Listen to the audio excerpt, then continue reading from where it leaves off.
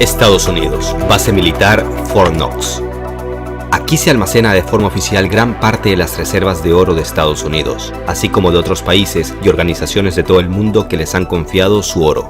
Pero son pocas las personas que han logrado entrar aquí, con decir que solo 2 presidentes de esta nación han pisado estas bodegas, Roosevelt y Truman. Pero saber qué fue lo que ellos vieron ya es una tarea imposible. En el mundo corre el rumor de que la cantidad de oro que se guarda aquí es mucho menor de lo que se dice tener registrado. El imperio del mal y los amos del mundo. Hola amigos amantes de hechos impactantes. Para la mayoría de nosotros, si es que no es para todos, el dinero es una parte importante de nuestras vidas. Necesitamos dinero para satisfacer nuestros gustos y necesidades diarios. Está claro que no todo se compra con dinero, pero seguro que estarás de acuerdo conmigo que muchos problemas se resolverían con mayor facilidad si tuviésemos 1 o 2 milloncitos de dólares de más. Pero hay muchas cosas que desconocemos del dinero y para variar, los que conocen todos los pormenores no se apresuran a revelarnos quiénes son los que dirigen las finanzas en todo el mundo. Por ejemplo, ¿cómo es que Estados Unidos puede imprimir billones o trillones de dólares de la nada? ¿Cómo los banqueros dominan nuestras vidas y en muchos casos de forma ilegal? ¿Quién mató a Kennedy? ¿Y cuál es la relación que hay entre su muerte y su rebeldía ante el sistema financiero de Estados Unidos? ¿A quién benefician las guerras? ¿Qué pasará cuando el dólar caiga de su trono? Hoy te voy a contar algunos datos realmente impactantes, con datos y hechos que te dejarán con la boca abierta. Quédate con nosotros.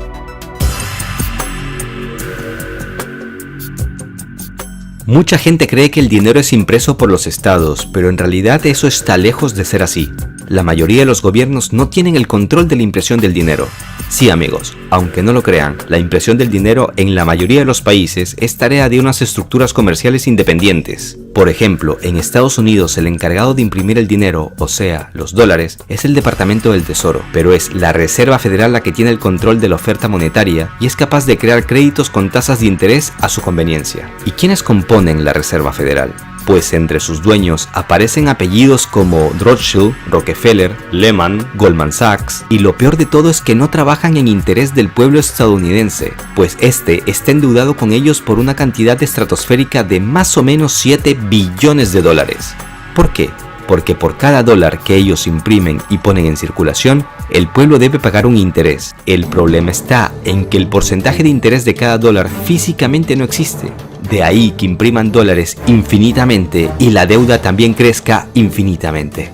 Lo tendrás más claro si te pongo un ejemplo, pero primero debes entender que la trampa principal en el sistema financiero es que el dinero impreso se da a los gobiernos en forma de deuda. Ahora supongamos que un estado necesita 100.000 millones de dólares. Para recibir este dinero deben garantizar devolverlo con un porcentaje y dejar una garantía. Si el porcentaje del crédito es de supongamos el 1%, se deben devolver 101.000 millones de dólares. Pero como ya te diste cuenta, estos 1.000 millones físicamente no existen, ya que solo se han impreso 100.000 millones. Y pagar esta deuda usando dinero es imposible. Quedan pocas opciones: entregar a los banqueros lo que dejaron como garantía o tomar un nuevo crédito. Y con estos créditos infinitos pagar una deuda se pone cada vez más complicado. Para intentar quitarse un poco la presión financiera a este estado con el mismo sistema, da créditos a distintos bancos y estos a su vez a terceras personas. Pero el porcentaje de comisión se vuelve cada vez más alto en cada etapa. Y es así como terminan sufriendo los ciudadanos comunes y corrientes como tú o como yo. Si bien es cierto, muchos logran pagar sus deudas al banco, como puede ser tu caso o el de algún conocido tuyo, por desgracia, miles de personas en todo el mundo viven un escenario contrario, al no poder pagar sus deudas. Como resultado pierden sus bienes y se quedan en la calle. Por ejemplo, solo en 2017 los bancos en España les quitaron sus casas a más de 22.000 familias debido a que no podían pagar sus hipotecas, y los datos registrados en la década anterior eran mucho peores. El sistema financiero está construido de tal manera que los más ricos, empezando por los banqueros, reciben su tajada a costillas de los más vulnerables, los cuales terminan siendo esclavos del sistema por míseros salarios que van a parar a los bancos para pagar sus créditos. Los bancos de todo el mundo tienen algo muy claro, es algo así como una regla no escrita. Les resulta más rentable que sus deudores no siempre puedan hacer sus pagos a tiempo, ya que deberán pagar un interés por demora, o mucho mejor si pasados los años no pueden pagar sus hipotecas, ya que se quedarían con sus casas. A estas alturas estoy completamente convencido de que todo se pudo haber hecho de otra manera. Pero espérate, no te vayas, que ahora mismo te doy detalles impactantes del macabro pacto de los banqueros.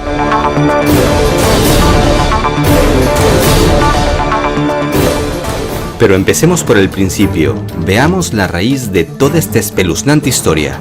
En el siglo XVIII, Mayer Amschel Rothschild, un banquero alemán de origen judío, que fue fundador de la famosa dinastía Rothschild, ya empezaba a tener ideas de cómo podía manejar el mundo entero a sus anchas, y fue él quien con sus ideas puso las bases para manipularnos.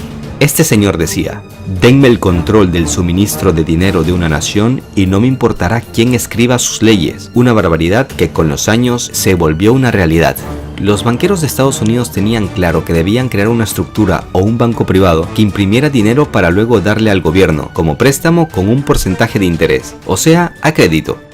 Ahora debemos ubicarnos a inicios del siglo XX, el cual estuvo marcado por una sucesión de pánicos financieros, y el peor ocurrió luego del terremoto de San Francisco en 1906. En 1907, en medio de un pánico que había puesto al borde del colapso al sistema financiero de Estados Unidos, John Morgan, sí, el fundador de una de las empresas financieras más influyentes del mundo, la JP Morgan, convocó a los 120 mayores financieros de Nueva York en la biblioteca de su mansión.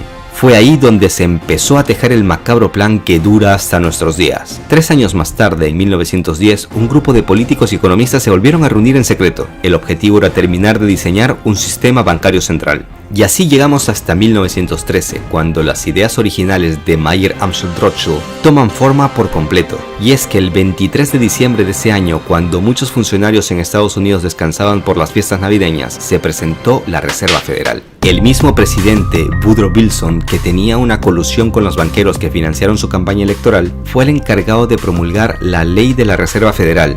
Después, él mismo reconocería su error. Soy el hombre más infeliz. Sin quererlo, he arruinado a mi país. Una nación industrial está controlada por un sistema de créditos. El crecimiento de la nación está en manos de un puñado de hombres, de banqueros. Hemos llegado a ser uno de los gobiernos más controlados y dominados del mundo civilizado. Lo que hoy en día conocemos como Reserva Federal era en realidad el tercer intento de crear una institución de este tipo, que fracasaron por detalles que no se tuvieron en cuenta en décadas pasadas. Por ejemplo, se dieron cuenta de la gran importancia que tenía el control de la opinión pública. ¿Y qué fue lo que hicieron? Ya todos sabemos la influencia de las religiones en el mundo, por lo que para mantener al pueblo adormecido y no agravar el nerviosismo popular, los banqueros dictaron órdenes a las iglesias protestantes, ortodoxas y católicas de que en los oficios religiosos del domingo incluyeran sermones de índole optimista y pacífica, ya fuera por la intercesión del Altísimo o por las buenas obras de los banqueros, la gente debía tener plena confianza en las decisiones del gobierno. Otro detalle que tuvieron en cuenta fue el nombre. La llamaron Reserva Federal, a fin de que el pueblo no piense que es un banco privado, y al escuchar federal supusieran que le pertenece al gobierno, pero nada más lejos de la realidad. La Gran Depresión de 1930 fue una prueba en la que, para la mayoría de los economistas e historiadores, la Reserva Federal fracasó. Tras el famoso Martes Negro en 1929, la Reserva Federal era la única que podía haber evitado una caída en cadena de los bancos, pero hizo todo lo contrario. Pero no me quiero detener en los años 30, ya que lo más impactante estaba por venir.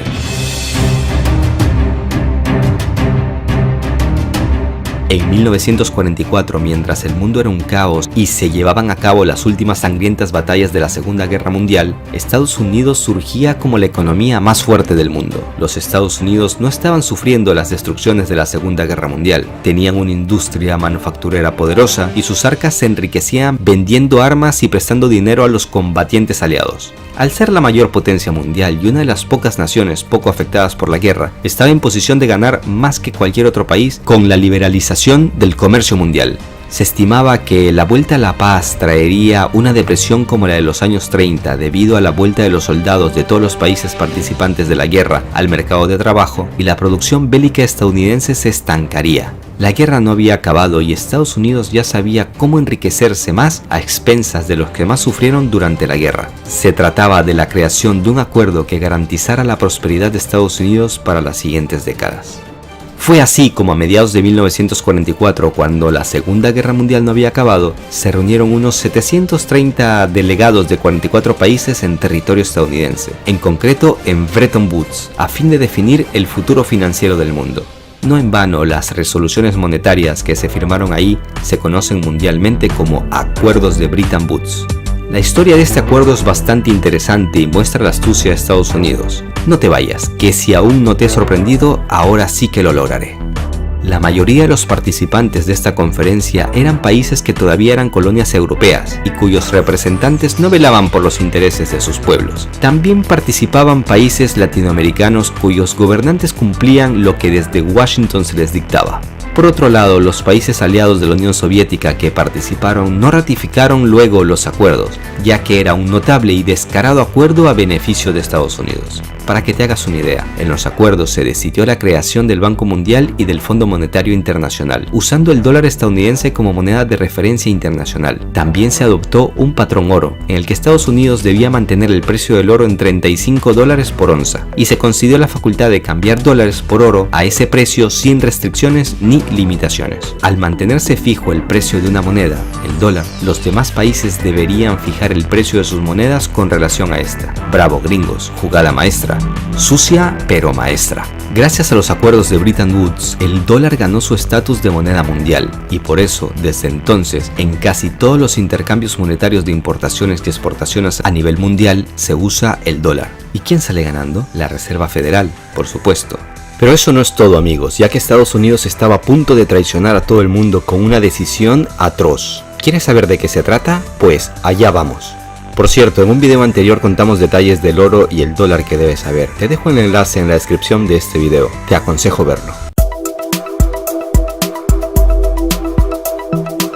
Como ya sabemos ahora, gracias a los acuerdos de Bretton Woods, el dólar estaba respaldado por oro desde 1944, pero en 1955 inicia la guerra de Vietnam y Estados Unidos imprimía y enviaba al exterior miles de millones de dólares para financiar esta guerra. Ya por los años 60 algunos empezaban a sospechar que la cantidad de dólares impresos en el mundo era muchísimo mayor que la cantidad de oro, es decir, que si todos los poseedores de dólares en el mundo empezaban a comprarle oro a Estados Unidos no hubiese podido cumplir con su promesa del acuerdo de 1944. Es por eso que en 1965 empieza el caos. Pero vayámonos unos años antes de todo esto. Francia fue el primer país que tomó un crédito del FMI en 1947. Su ejemplo lo siguieron otros países europeos. Como resultado, los países del viejo continente tenían en sus manos dólares con mucho peso en el mundo, pero sus propias monedas iban perdiendo su valor. La inflación y la subida en los precios en los siguientes años empezaron a ser el principal problema de los países europeos. Fue así como decidieron empezar a hacer más fuertes sus propias monedas. En los siguientes años se llevaron a cabo reformas monetarias en Bélgica, Austria, Francia, Holanda, Dinamarca, Noruega, Finlandia.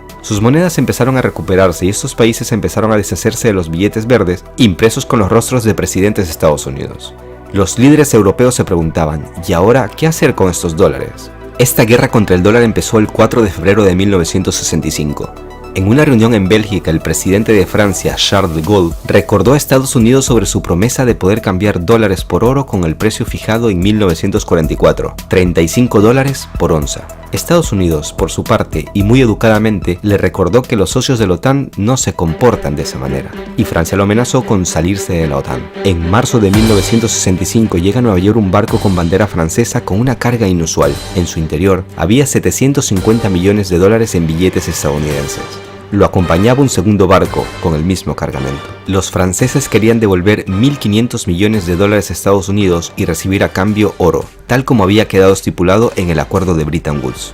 Semanas más tarde llegaban a Francia estos dos barcos cargados con cientos de toneladas de oro, y esto era solo el comienzo. A finales de 1968 los franceses ya habían cambiado dólares por oro en una suma que superaba los 5.000 millones de dólares. No está de más decirles que, como era lógico de esperar, el ejemplo de Francia lo empezarían a seguir otros países como Alemania, Canadá o Japón. Como resultado, las reservas de Fort Knox, donde está depositado el oro de Estados Unidos, se contrajeron.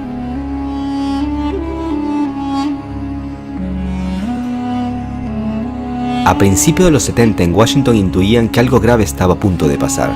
Debido a que el dólar estaba sobrevalorado, necesitaban una solución.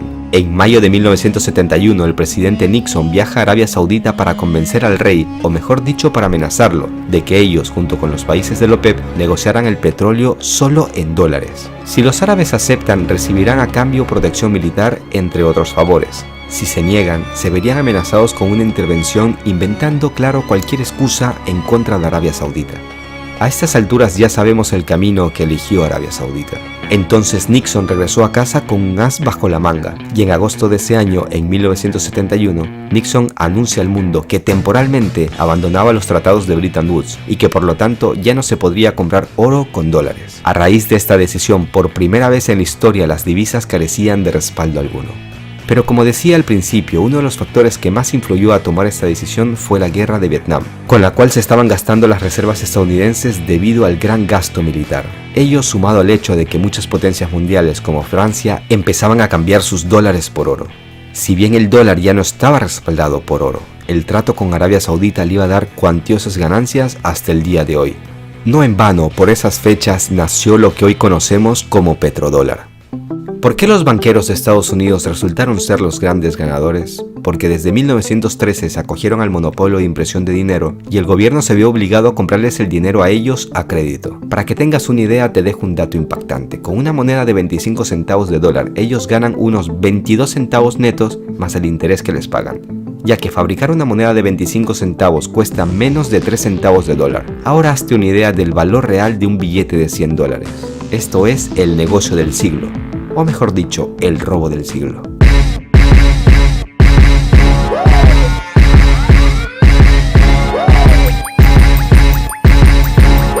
Hasta la actualidad, un grupo de economistas designados, no electos, se reúne para tomar decisiones que impactan tanto en los habitantes de Estados Unidos como en millones de personas de todo el mundo. ¿Se te hace conocida la palabra establishment en referencia a Estados Unidos? Pues en pocas palabras es un término que se usa para explicar que los presidentes de ese país y los funcionarios en general actúan como simples marionetas, ya que obedecen lo que le dictan los integrantes del poder dominante, un poder que estaría conformado básicamente por banqueros que por cierto también controlan los medios de comunicación, un arma muy importante en nuestros días. ¿Te ha gustado el video?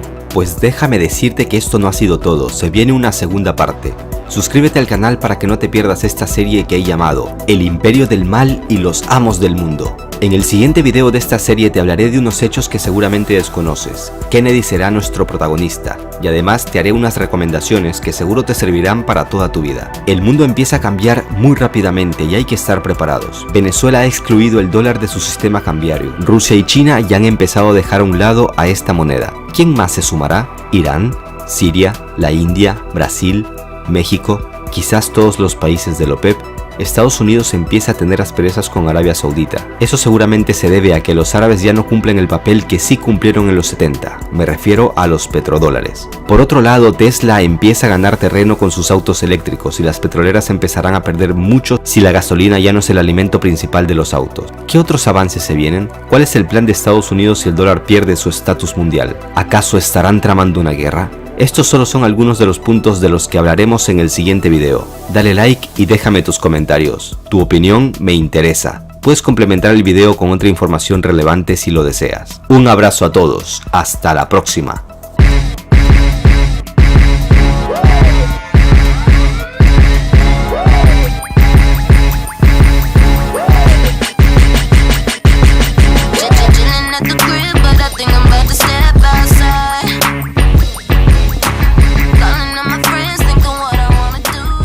En la historia de Estados Unidos han asesinado a 4 presidentes y todas las investigaciones independientes apuntan a que los banqueros estaban detrás de todos ellos. Seguramente ya sabes que de estos 4 personajes, uno de ellos era John Kennedy y el otro Abraham Lincoln. Pero, ¿y los otros 2 quiénes son? También deberías preguntarte por qué mataron al candidato presidencial Robert Kennedy cuando encaminaba su destino hacia la Casa Blanca. No te vayas, que ahora te doy detalles basados en hechos y datos que corroboran todo lo que digo. Y te quedará claro por qué asesinaron a John Kennedy, un caso que hasta el día de hoy supuestamente no está resuelto. Pero antes de esto pregúntate, si el establishment de Estados Unidos ha sido capaz de matar a 4 presidentes y al menos a un candidato presidencial, ¿entonces también son capaces de matar a líderes de otros países? La respuesta es que no solo son capaces de esto, es que ya lo han hecho en numerosas ocasiones. ¿Quieres saber por qué? En breve te lo cuento, pero te adelanto que otra vez las investigaciones independientes apuntan a la élite financiera de Estados Unidos. El Imperio del Mal y los Amos del Mundo, segunda parte. En la primera parte de esta serie, El Imperio del Mal y los Amos del Mundo, te contaba de cómo los banqueros se adueñaron del planeta con la Reserva Federal, y hasta cómo Estados Unidos llegó a traicionar a sus aliados para satisfacer a la banca. Si no has visto la primera parte, te dejo el enlace en la descripción. Pues bien, como había prometido, en esta segunda parte nuestro protagonista será John Kennedy. Pero para entender por qué fue el último presidente de Estados Unidos al que asesinaron, debes conocer por qué mataron al primero un siglo antes, o sea, a Lincoln. Mira el video hasta el final, no te decepcionaré. El vil asesinato de Abraham Lincoln.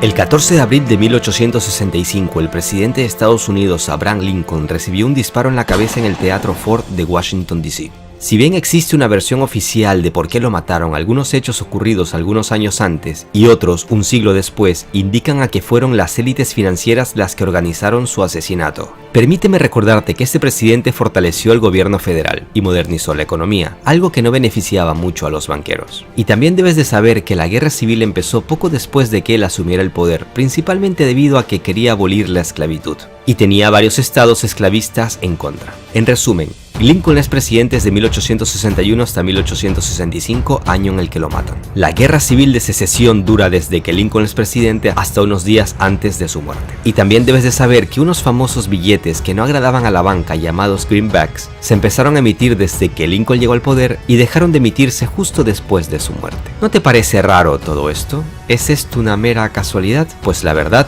no.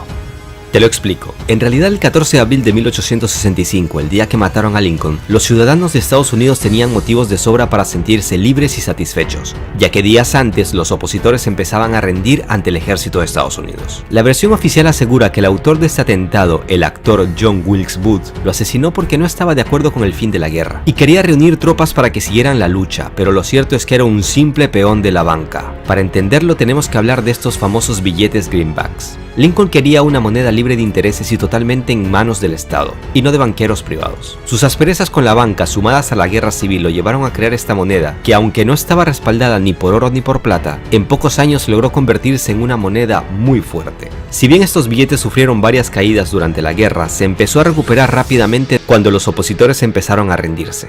Y si ya era una moneda fuerte, entonces, ¿por qué dejaron de emitirla tan solo meses después de que lo mataran? Pues es fácil entenderlo. La bala Lincoln era un claro mensaje para sus sucesores. Como veremos más adelante, el caso John Kennedy tiene muchos parecidos con la muerte de Lincoln, ya que también se enfrentó a la élite financiera y por desgracia también terminó con un disparo en la cabeza. Pero para contarte el caso Kennedy, primero debes entender el caso Lincoln y luego sacar tus propias conclusiones. Lincoln había logrado con estos billetes algo parecido a aquello por lo que lucharon otros presidentes como Andrew Jackson, o sea, oponerse al monopolio de la banca y lograr que sea el Estado el que tenga el control sobre el dinero. No en vano a Andrew Jackson, sí, el mismo que aparece en los billetes de $20, también intentaron matarlo unos 30 años antes que Lincoln, pero fallaron. ¿Por qué quisieron matarlo? Básicamente porque fue el que inició lo que se conoce como guerra bancaria, y fue, atención, el único presidente en toda la historia de Estados Unidos que logró pagar toda la deuda nacional. No en vano, de él se habla como el presidente que mató a la banca. Sin embargo, cuando dejó el poder, los banqueros volvieron a adueñarse del país. Para que lo entiendas mejor, permíteme contarte una analogía. Un doctor para ganar dinero necesita que por desgracia la gente se enferme. Y si no hay enfermos, no hay trabajo. Y si no hay trabajo, no ganan dinero. Y los bancos, al igual que los doctores, también necesitan sus enfermos, o sea, deudores, a quienes cobrarles sus intereses. Y si no hay deudores, no hay ganancias. Lo mismo pasa con los países. Las entidades financieras necesitan que siempre estén endeudados. ¿Nunca te has preguntado por qué Estados Unidos, la mayor potencia mundial, es el país que tiene la mayor deuda externa del mundo? En la primera parte te conté algunos datos importantes sobre la Reserva Federal.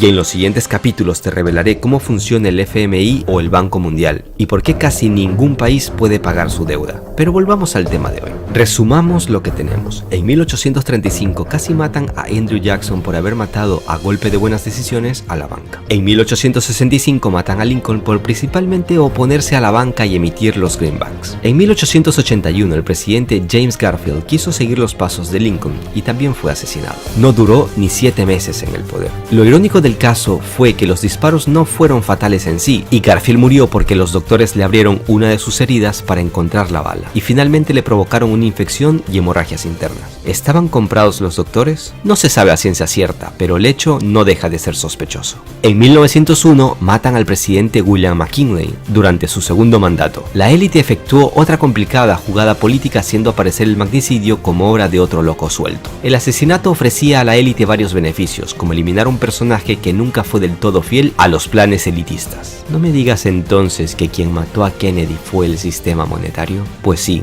y los motivos fueron básicamente los mismos. Pero déjame presentarte la mística orden 11-11-0 y el fragmento de uno de sus discursos donde denuncia a las sociedades secretas que gobernaban en ese entonces no solo Estados Unidos como en el siglo XIX, sino ya el mundo entero, tal y como te lo conté en la primera parte de esta serie. No te vayas, que ahora viene lo más impactante.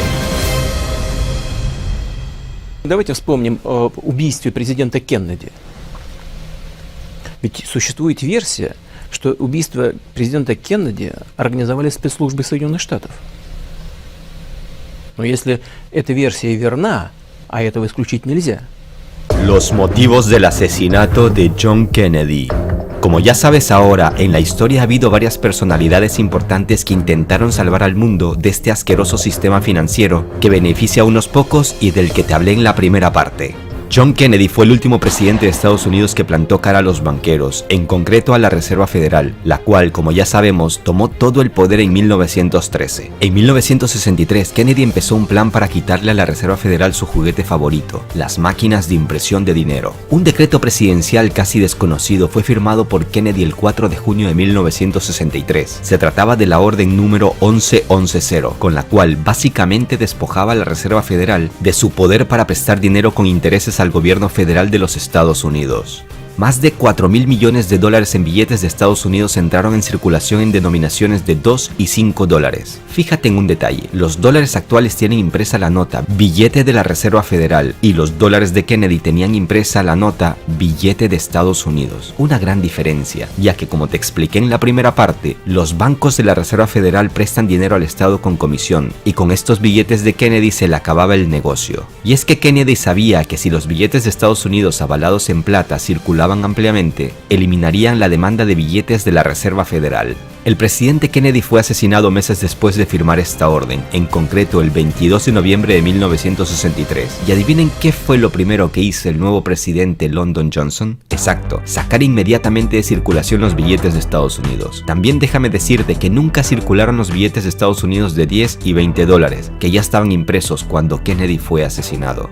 Lo curioso es que esta orden del Ejecutivo nunca se ha derogado o enmendado por cualquier orden del Ejecutivo subsiguiente. En pocas palabras, esta orden aún es válida. Quizás el asesinato de John Kennedy fue una advertencia a todos los futuros presidentes para que no interfieran en el control privado de la Reserva Federal sobre la creación de dinero. Como ya sabemos, después de Kennedy no ha habido ningún presidente que intentara plantarle cara a los banqueros. Tal parece que presidentes como Nixon, Reagan, Bush padre, Clinton, George Bush, Obama sabían con certeza que el que no conoce su historia está obligado a repetirla. Bueno, en realidad Robert Kennedy parece que tenía la intención de seguir la obra de su hermano John, pero lo mataron en plena campaña presidencial justo en el momento en que empezaba a ganar terreno a sus oponentes. Pero hay un detalle del que todavía no hemos hablado. Se trata de uno de los discursos más emblemáticos de Kennedy en 1961, donde denunciaba a las sociedades secretas. Te dejo un fragmento, escúchalo y te sorprenderás.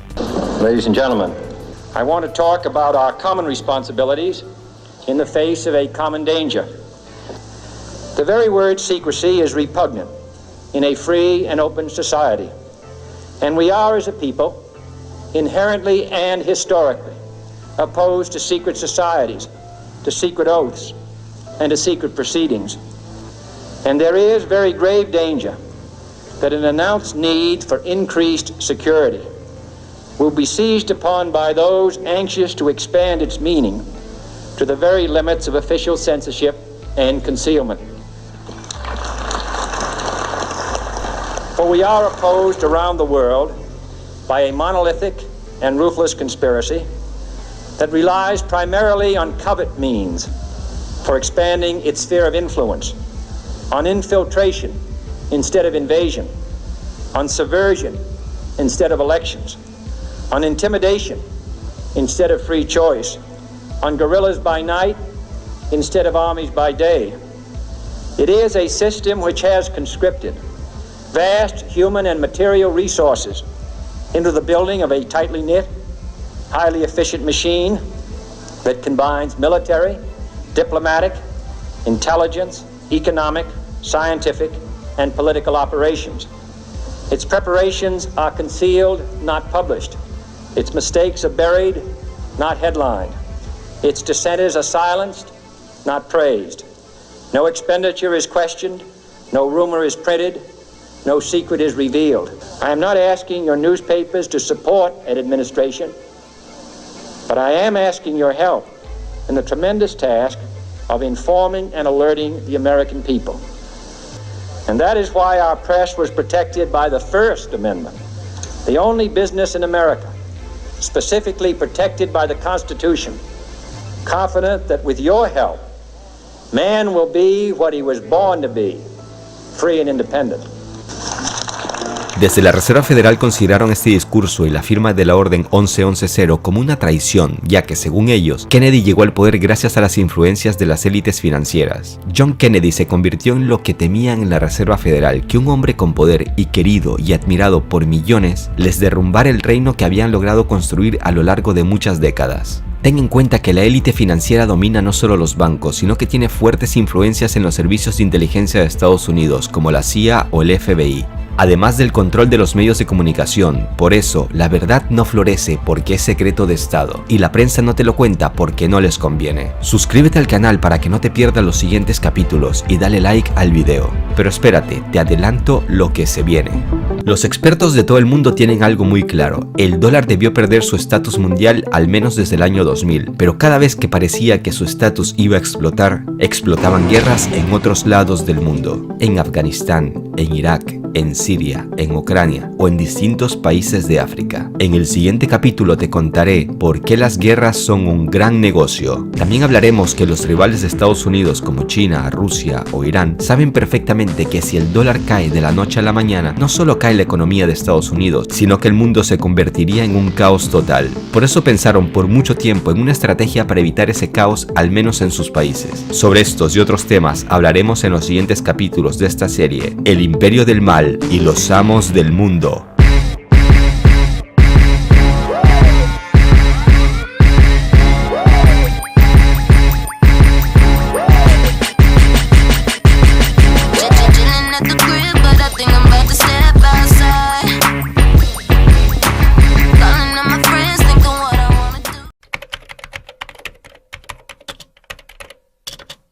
En los últimos años mucho se habla de una tercera guerra mundial y muchos recuerdan que en los días finales habrá hambre, enfermedades, destrucción y muerte. Pero puede que en las creencias de un apocalipsis bíblico se oculte algo un poco más creíble. El mundo no será destruido por una fuerza sobrenatural, sino que será destruido por la misma humanidad, en concreto por las decisiones de un pequeño grupo de personas. Hasta hace unos años se pensaba que si el dólar perdía su estatus mundial, este sería el posible escenario en el mundo entero. Masas de hombres sin casas en las calles.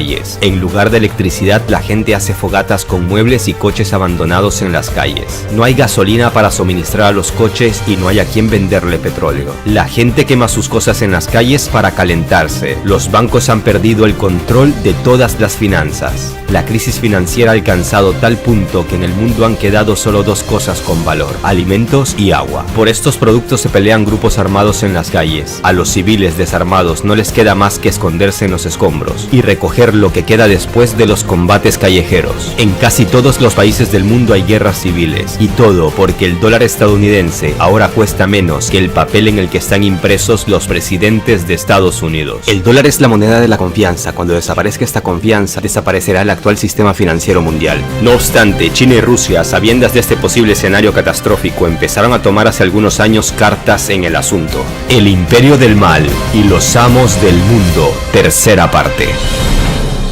En los primeros dos capítulos de esta serie te comentaba cómo el dólar ganó su estatus mundial y cómo Estados Unidos ha hecho hasta lo imposible para no perderlo. Y también hablamos de los casos Lincoln y Kennedy, donde quedó claro que aquel que tenga un poco de poder como un presidente de Estados Unidos y que se atreva a desafiar a la élite financiera terminará con un disparo en la cabeza. Te había prometido que en esta tercera parte hablaríamos de cómo Estados Unidos logra que ningún líder de ningún país se atreva a desafiar al dólar. Bueno, al menos hasta ahora, porque el mundo está cambiando muy rápidamente. Independientemente de tu ideología política, quiero que analices los hechos de forma objetiva. ¿Qué opinas del sistema de gobierno de Arabia Saudita, un país donde las mujeres casi que no valen nada? Un país donde se violan los derechos humanos no solo cada día, sino a cada hora, y que además es un país monárquico nada democrático. Entonces, si Estados Unidos se proclama defensor de los derechos humanos y amante de las democracias, ¿por qué no le lleva democracia a este país? ¿Qué diferencia tiene el rey árabe Salman bin Abdulaziz con Saddam Hussein, quien fue líder de Irak y cuyo país en la actualidad se encuentra en un caos gracias a las tropas de Estados Unidos? ¿Recuerda su juicio y cómo lo mataron? Exacto,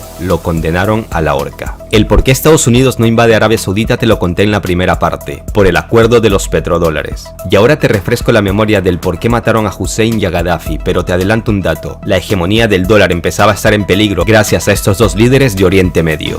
Las 1000 mentiras de Estados Unidos para invadir Irak y matar a Hussein.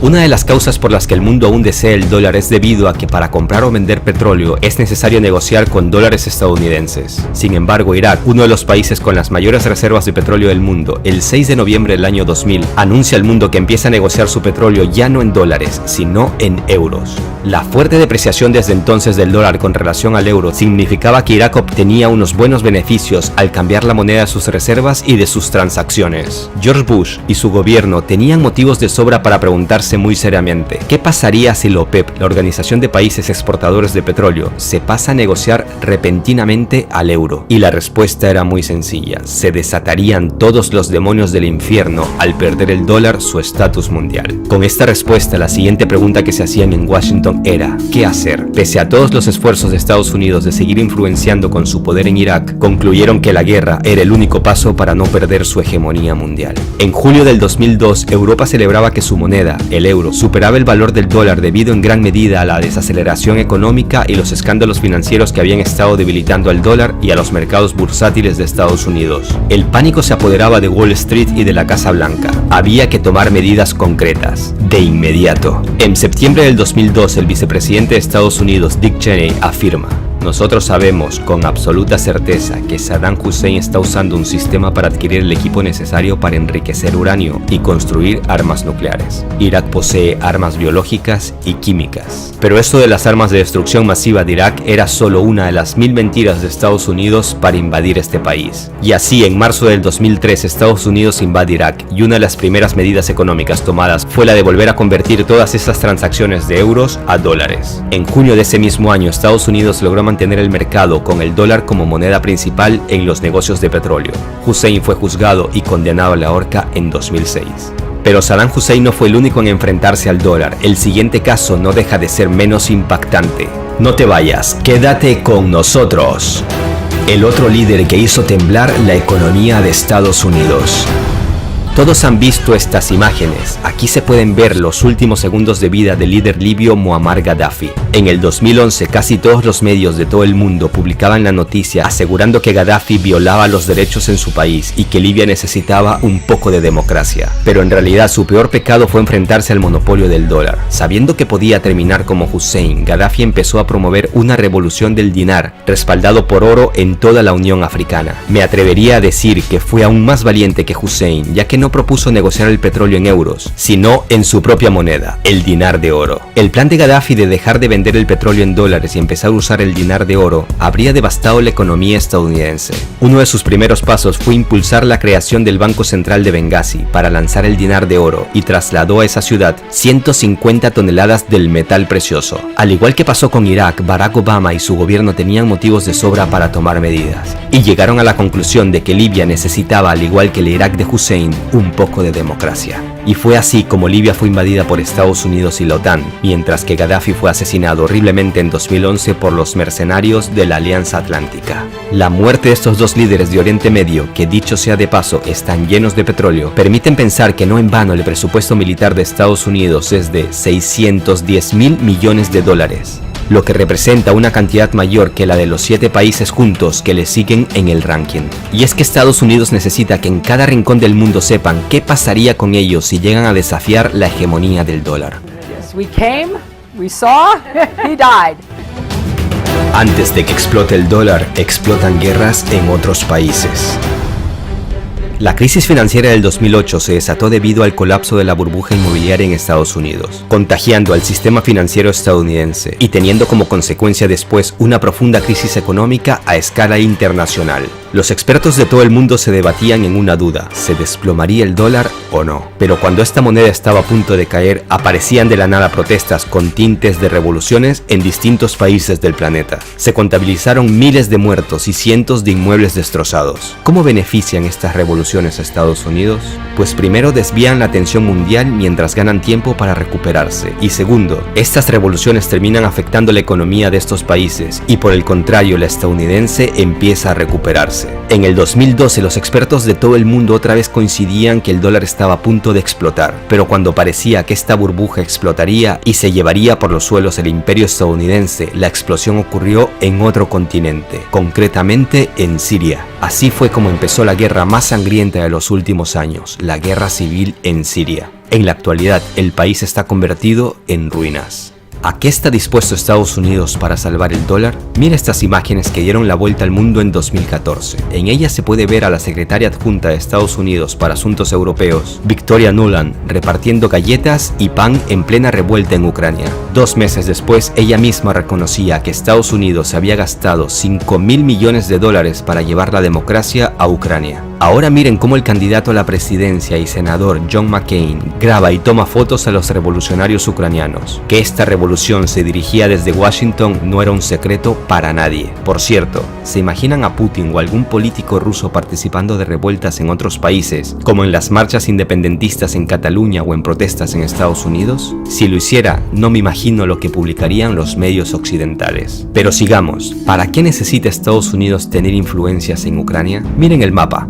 Ucrania es un puente entre Rusia y Europa. En 2013, casi la mitad del gas que la empresa rusa Gazprom exportó a Europa atravesaron la red de gasoductos ucranianos. Estados Unidos necesitaba cerrar la llave y la revolución en 2014 lo logró. Cuando el dólar caiga a los países que no estén preparados, supongamos Europa, no les quedará otra opción que literalmente robar a los países más débiles. Empezará una guerra abierta por los recursos naturales: petróleo, agua, gas, leña, alimentos. Y esta guerra de una u otra forma tocará las tierras rusas, un país lleno de recursos de todo tipo. Todas estas guerras, revoluciones y revueltas que han estado ocurriendo en los últimos años parece que han sido nada más que unos ejercicios militares a gran escala, en campos de batallas reales. Según algunos analistas, todo parece indicar que nos queda poco tiempo para vivir con las comodidades en las que vivimos en la actualidad. No obstante, yo soy más optimista y espero que, por ejemplo, Rusia no caiga en la provocación y se desate la Tercera Guerra Mundial. La Tercera Guerra Mundial es inevitable, aseguran los expertos. Y algo me dice que solo un ejército fuerte puede salvar a nuestro país de la desaparición. Nuestro ejército fuerte.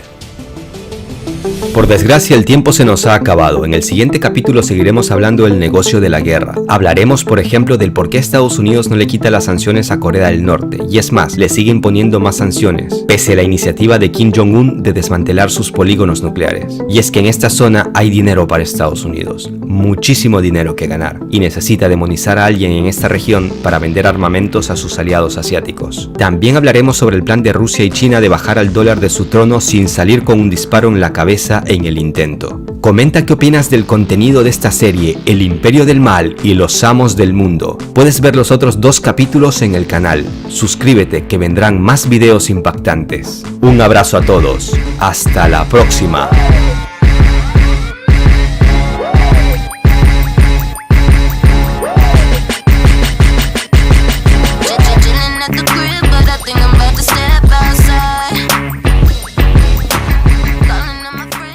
En lo que se refiere a nuestros colegas de Estados Unidos, que supuestamente tienen todo en orden, pero todos nosotros sabemos aquí que eso no es así. Miren su balance comercial, miren su déficit presupuestario, miren la deuda de Estados Unidos.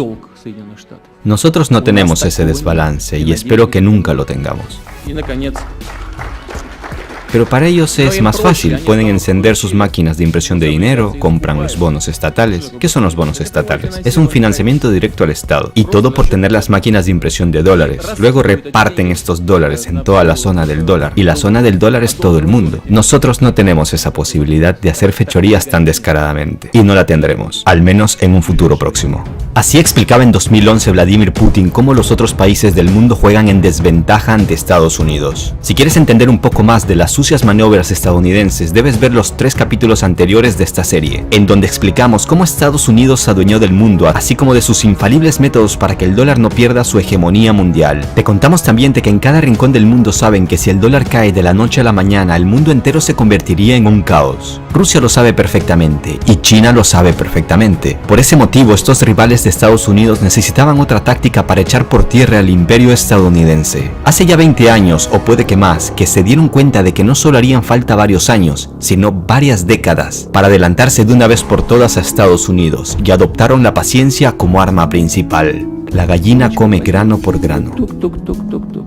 Y así, a lo largo de 2 décadas han ido avanzando paso a paso para lograr su objetivo final.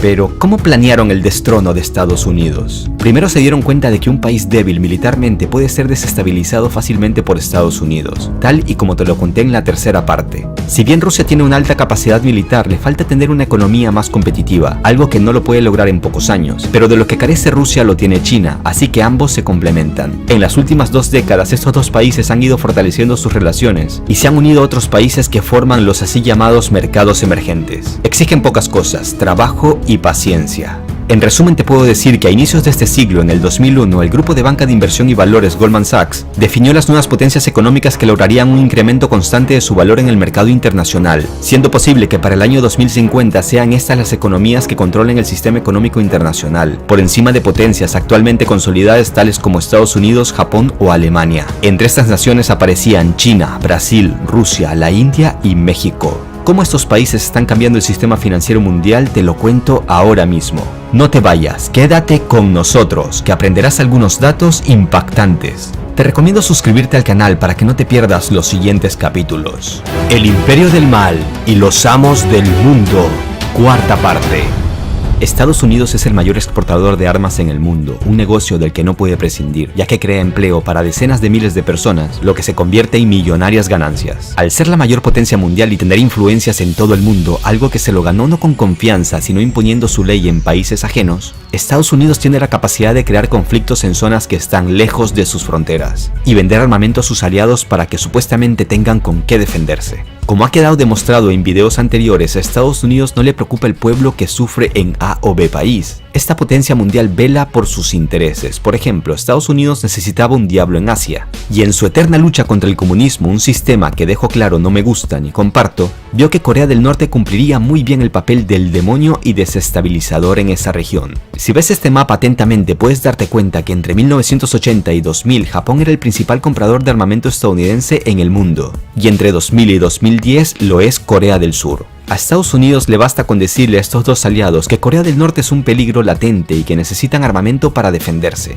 Así, estos 2 países desembolsan millones de dólares en la compra de armamento estadounidense. Tienes que tener en cuenta que cada vez que Estados Unidos y Corea del Norte llegan a un acuerdo sobre la desnuclearización, Estados Unidos ha sido el primero en violarlo. En 2005, por ejemplo, en lugar de empezar a normalizar las relaciones con Pyongyang, según lo acordado, Washington le impuso sanciones. Y ahora con Trump vuelve a pasar lo mismo. Se reúnen en Singapur Trump y Kim. Kim directa o indirectamente le dice: mira, las sanciones están asfixiando a mi pueblo. Yo quiero la paz, no quiero la guerra. Yo estoy dispuesto a desnuclearizar la región. Voy a poner de mi parte para que me quiten las sanciones. Trump le dice: vale, así estamos bien. Pero cuando Trump regresa a Estados Unidos, los vendedores de armamento a Corea del Sur y Japón le recuerdan a Trump que sin conflictos no hay negocio, ya que al normalizarse la situación en esta región, tanto Japón como Corea del Sur dejarían gastar en defensa. ¿Qué hace entonces Estados Unidos? En lugar de quitarle las sanciones a Corea del Norte, les impone unas más fuertes, y lo sigue dejando como el malo de la película. ¿Ves algo de justicia en estos acuerdos? Yo no. Desde el 2010, Arabia Saudita es el mayor comprador de armamentos en el mundo a Estados Unidos. Hace poco ha habido un escándalo con el asesinato del periodista Khashoggi en su consulado en Turquía. ¿Y ha dejado Estados Unidos de vender armas a Arabia Saudita tal y como lo han decidido países como Alemania o Dinamarca? Pues no. ¿Cómo va a dejar de ganar miles de millones de dólares en nombre de la justicia y de los derechos humanos? Además, que necesita mantener a los árabes como aliados, ya que como mayor exportador del mundo de petróleo pueden subir o bajar los precios a su conveniencia o a conveniencia de Estados Unidos. En Oriente Medio, el demonio es Irán, otro aliado de Rusia y también lleno de petróleo. Como veíamos en el tercer capítulo, Estados Unidos está acostumbrado a demonizar a sus oponentes e imponerles sanciones. Pero esta política de guerra que Estados Unidos aplicó en países que desafiaron la hegemonía del dólar no funciona con China, ni con Rusia, ni con Irán. Países que empiezan a desafiar a los billetes verdes. Pese a ser el mayor productor y exportador de armamento en el mundo y el que más invierte en su ejército, Estados Unidos no puede declararle una guerra de campo a China o a Rusia, ya que sin duda eso desataría la Tercera Guerra Mundial y el fin de la humanidad. Estados Unidos necesitaba otra guerra, la guerra comercial.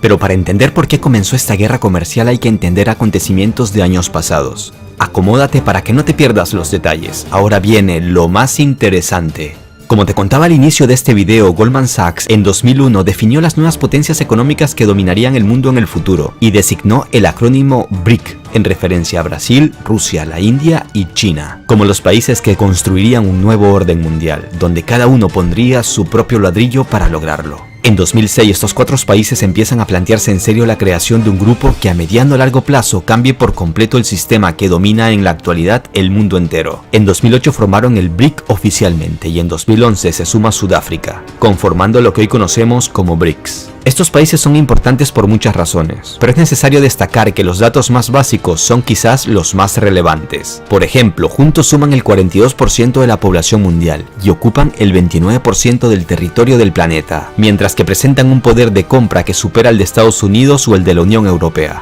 Estas características ofrecen un peso relevante para las acciones dentro del sistema internacional, tanto por su posible poder de incidencia en decisiones trascendentales como por los beneficios que se obtienen al poder controlar procesos de extracción y producción en estos amplios territorios. Estas dimensiones estratégicas continentales les proporcionan una gigantesca cantidad de recursos naturales, y lo más importante se refleja en el crecimiento de su Producto Interno Bruto y de su participación en el comercio mundial en los últimos años, lo que los hace atractivos como destino de inversiones. Si a China le falta petróleo, ahí está Rusia para abastecerla. Si a Rusia le falta tecnología, ahí está China para ayudarle. Si a los otros países les faltan alimentos, ahí está Brasil para exportarle carne o granos. Si alguien necesita medicina, ahí está la India que tiene desarrollada esta industria. Y si alguien necesita metales, ahí está Sudáfrica. Esto es solo un ejemplo a bajos rasgos para entender que el apoyo comercial entre estos países es colosal. Otra consideración para referirse a la importancia geopolítica y geoestratégica de estos países se debe a que de los 5, 3 de ellos, China, la India y Rusia, poseen armamento nuclear, lo que garantiza un efecto disuasivo, así como el hecho de que Rusia y China sean miembros permanentes del Consejo de Seguridad de la ONU. México y Corea del Sur son los únicos países comparables a los BRICS, pero sus economías se excluyeron debido a que ya eran miembros de la Organización para la Cooperación y el Desarrollo Económico, que es un organismo de cooperación internacional compuesto por casi una cuarentena de estados, todos ellos aliados de Estados Unidos o que están dispuestos a acatar las órdenes desde Washington. En los últimos años, Putin ha reconocido en reiteradas ocasiones que Rusia reconoce a Estados Unidos como única potencia mundial. Estados Unidos es una potencia mundial. Y hoy en día es seguramente la mayor y única superpotencia. Nosotros aceptamos esto, nosotros queremos trabajar con Estados Unidos. En mi humilde opinión, si bien lo que ha dicho Putin no deja de ser cierto, yo creo que esto de estar alabando a Estados Unidos ha tenido como objetivo lograr que Estados Unidos se confíe de sus posibilidades, como parte de una estrategia psicológica. Muchos expertos concuerdan que la actual política arancelaria de Estados Unidos está dirigida a proteger al dólar, moneda que está totalmente sobrevalorada. La estrategia de Washington para abordar este problema es aislar a sus enemigos con la ayuda de sus aliados, y es ahí donde muchos expertos afirman que Europa se está equivocando al estar haciendo demasiado caso a Estados Unidos y apoyando las sanciones contra Rusia, por ejemplo. El mundo necesita una potencia como Estados Unidos y nosotros necesitamos una potencia. Lo que nosotros no necesitamos es que constantemente se metan en nuestros asuntos e intenten enseñarnos cómo debemos vivir. Tampoco necesitamos que impidan a Europa construir buenas relaciones con nosotros.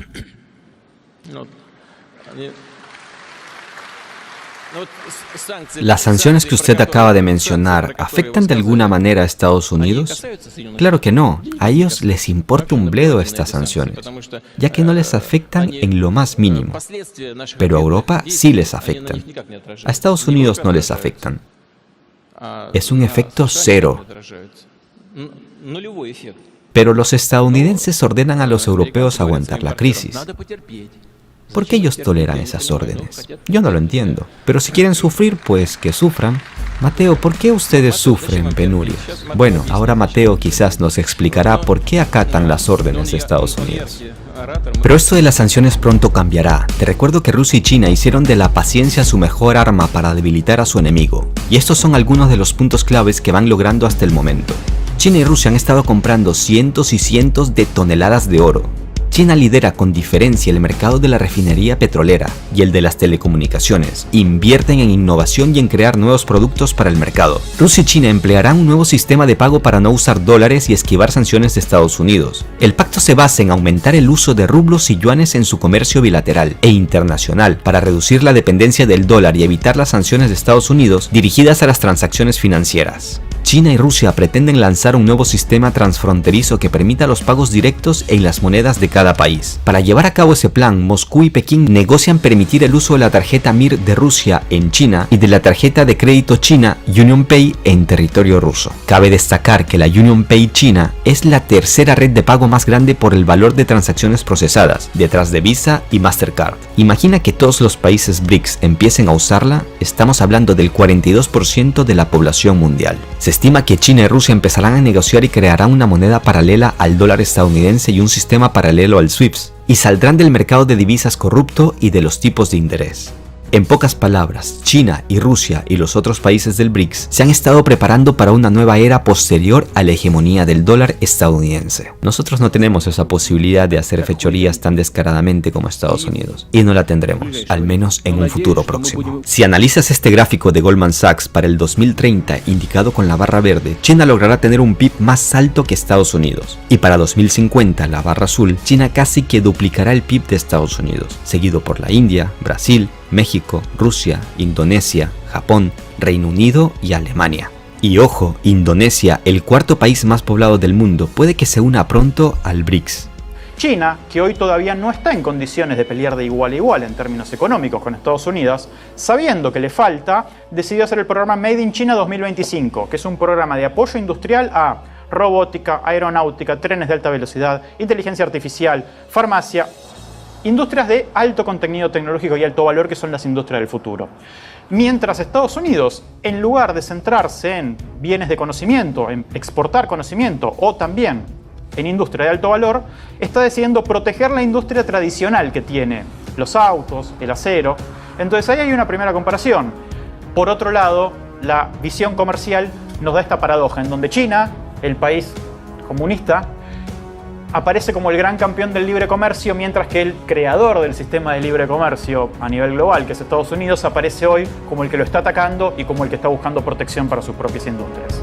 Creo que ha quedado claro que Estados Unidos empieza a tomarse en serio a China. No en vano le declaró la guerra comercial, una guerra sucia, ya que Estados Unidos, a ser la mayor potencia mundial y tener bajo su control todo el sistema financiero mundial, va en ventaja. No obstante, las estimaciones de distinguidas organizaciones financieras alertan que cuando China sobrepase el PIB de Estados Unidos, el dólar perderá su estatus mundial. O puede que esto ocurra antes. Como consecuencia, el sistema financiero mundial será completamente diferente. Pongan a sus hijos a estudiar chino, que será la lengua de los negocios en el futuro. No obstante, hay que tener algo en cuenta. Los fenómenos naturales podrían jugar un papel importante en esta carrera por ser o por mantenerse como potencia mundial. Si llegasen a ocurrir estas tragedias, habría que preguntarse si estos fenómenos son realmente naturales o será que por medio de los avances científicos se desatan sequías, terremotos o inundaciones con el fin de desestabilizar países. No lo sabemos. Estas proyecciones naturalmente van a indicar que países altamente poblados, con muchos recursos naturales, van a crecer. Ahora, le faltan algunas cuestiones a estas proyecciones, cosas que estamos viendo casi cotidianamente. Crisis financieras que no podemos prever. O impactos de cuestiones naturales. Por ejemplo, aquí venimos de una sequía enorme en Argentina, la más grande de la historia. ¿Qué pasará si en Brasil o en México hubiera 3 o 4 años de sequía o inundaciones? Esto podría claramente cambiar el destino a ser potencias de estas naciones. Pero también quiero agregar que, como te decía, estas proyecciones hablan de PBI, pero le falta agregar la cuestión estratégica y geopolítica. Es decir, China podrá ser la principal potencia del mundo dentro de no mucho, pero en términos militares, Estados Unidos tiene una ventaja mucho más amplia. Sin duda se va a achicar, pero no es tan claro que el rol de superpotencia única, por decirlo así, lo podría ocupar China. Si bien es verdad que el eje comercial y económico del mundo se traslada a Asia-Pacífico. Por desgracia, el tiempo se nos ha acabado. Se pueden dar detalles y hacer análisis por mucho tiempo más. Pero con esto creo que ya te queda más claro de lo que se viene en el futuro próximo. En el siguiente capítulo hablaremos de las tácticas del FMI para engañar a los países. Pondré un ejemplo que te dejará con la boca abierta. Y habrá una explicación única para entender cómo destrozan la economía de los países poco desarrollados. Suscríbanse al canal, denle like al video para llegar a más gente y miren mis otros videos. Si no te ha gustado el video, dale dislike para también llegar a más gente. Un abrazo a todos, hasta la próxima.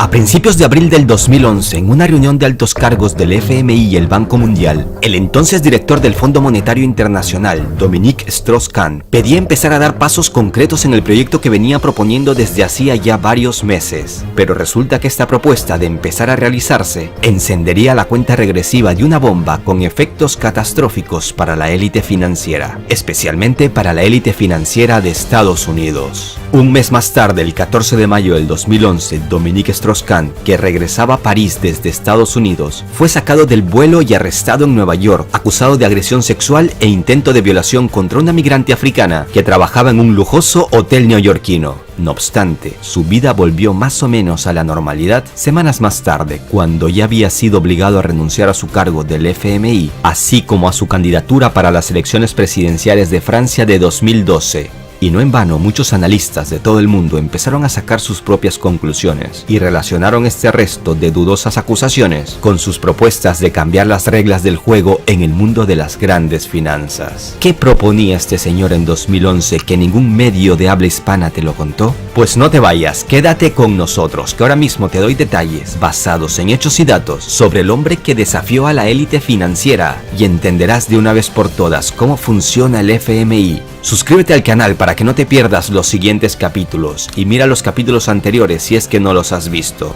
El Imperio del Mal y los Amos del Mundo, quinta parte.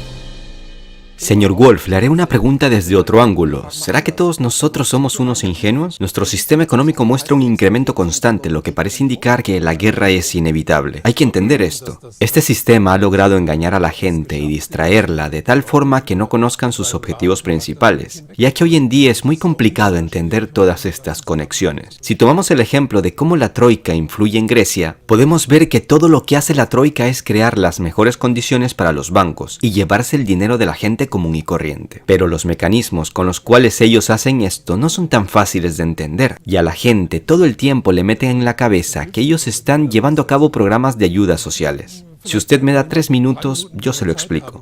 Sí, claro. Para entender cómo funciona la Troika, debemos imaginar un pequeño pueblo en cualquier parte del mundo. Y este pueblo necesita un nuevo consejo agrario, y supongamos que la construcción de este edificio cuesta $100,000. El alcalde es el encargado de este proyecto. Él va al banco y les dice que tienen un proyecto, pero la construcción les cuesta $100,000 y que solo tienen $50,000. Entonces les pide prestado los otros $50,000. El banco le dice, claro, por supuesto. Después el alcalde va a donde el director de la compañía constructora y le dice, vamos a arreglar esto entre nosotros, pero primero nos metemos $25,000 en el bolsillo cada uno. Después el alcalde va al consejo y les dice que por desgracia el proyecto costará $150,000. En el consejo no le hacen ninguna pregunta y lo aceptan tal cual el alcalde les explica, ya que no entienden sobre economía, y el resto del pueblo tampoco le pone peros a este cambio, así como la mayoría de la gente común de todo el mundo tampoco vería ningún inconveniente. Después va el director de la compañía constructora junto con el alcalde al banco y les dicen que necesitan $50,000 más, y el banco les dice, no, ya nos dimos cuenta de todo, ustedes son unos corruptos, no les vamos a volver a dar nada a ustedes. Y ahora viene lo más interesante, ellos van al Fondo Monetario Internacional o a la Troika y la Troika no les rechaza nada. Por supuesto les vamos a dar un crédito, pero con una pequeña condición, vamos a enviar a su pueblo a unas personas, ellos analizarán la situación y les contarán detalladamente estas condiciones, y estas personas van, analizan organizan y van donde el alcalde y el director de la constructora y les dicen: aquí cada miércoles hay una feria donde la gente vende los productos que produce, pero desde hoy, ahí mismo, ya está reservado un lugarcito para una multinacional estadounidense que vende variedades de productos alimenticios. La segunda condición: vemos que tienen un pequeño banco local en el pueblo, una filial que da créditos y lleva las cuentas de sus clientes, pero ahora ahí al ladito va a estar una filial del banco Goldman Sachs. ¿Y qué pasa después? Les explican la tercera condición. Miren, también sabemos que en el pueblo hay un pozo. Este pozo ahora será privatizado por nosotros. Estas son las tres condiciones. Lo siguiente que hace la Troika o el FMI es decirles que ellos mismos, el alcalde y el director de la constructora, escriban una propuesta, como hecha por ellos mismos, donde les proponen a ellos comprar esas tres cosas, para que no quedemos como tontos o bandidos en la sociedad mundial, les dicen.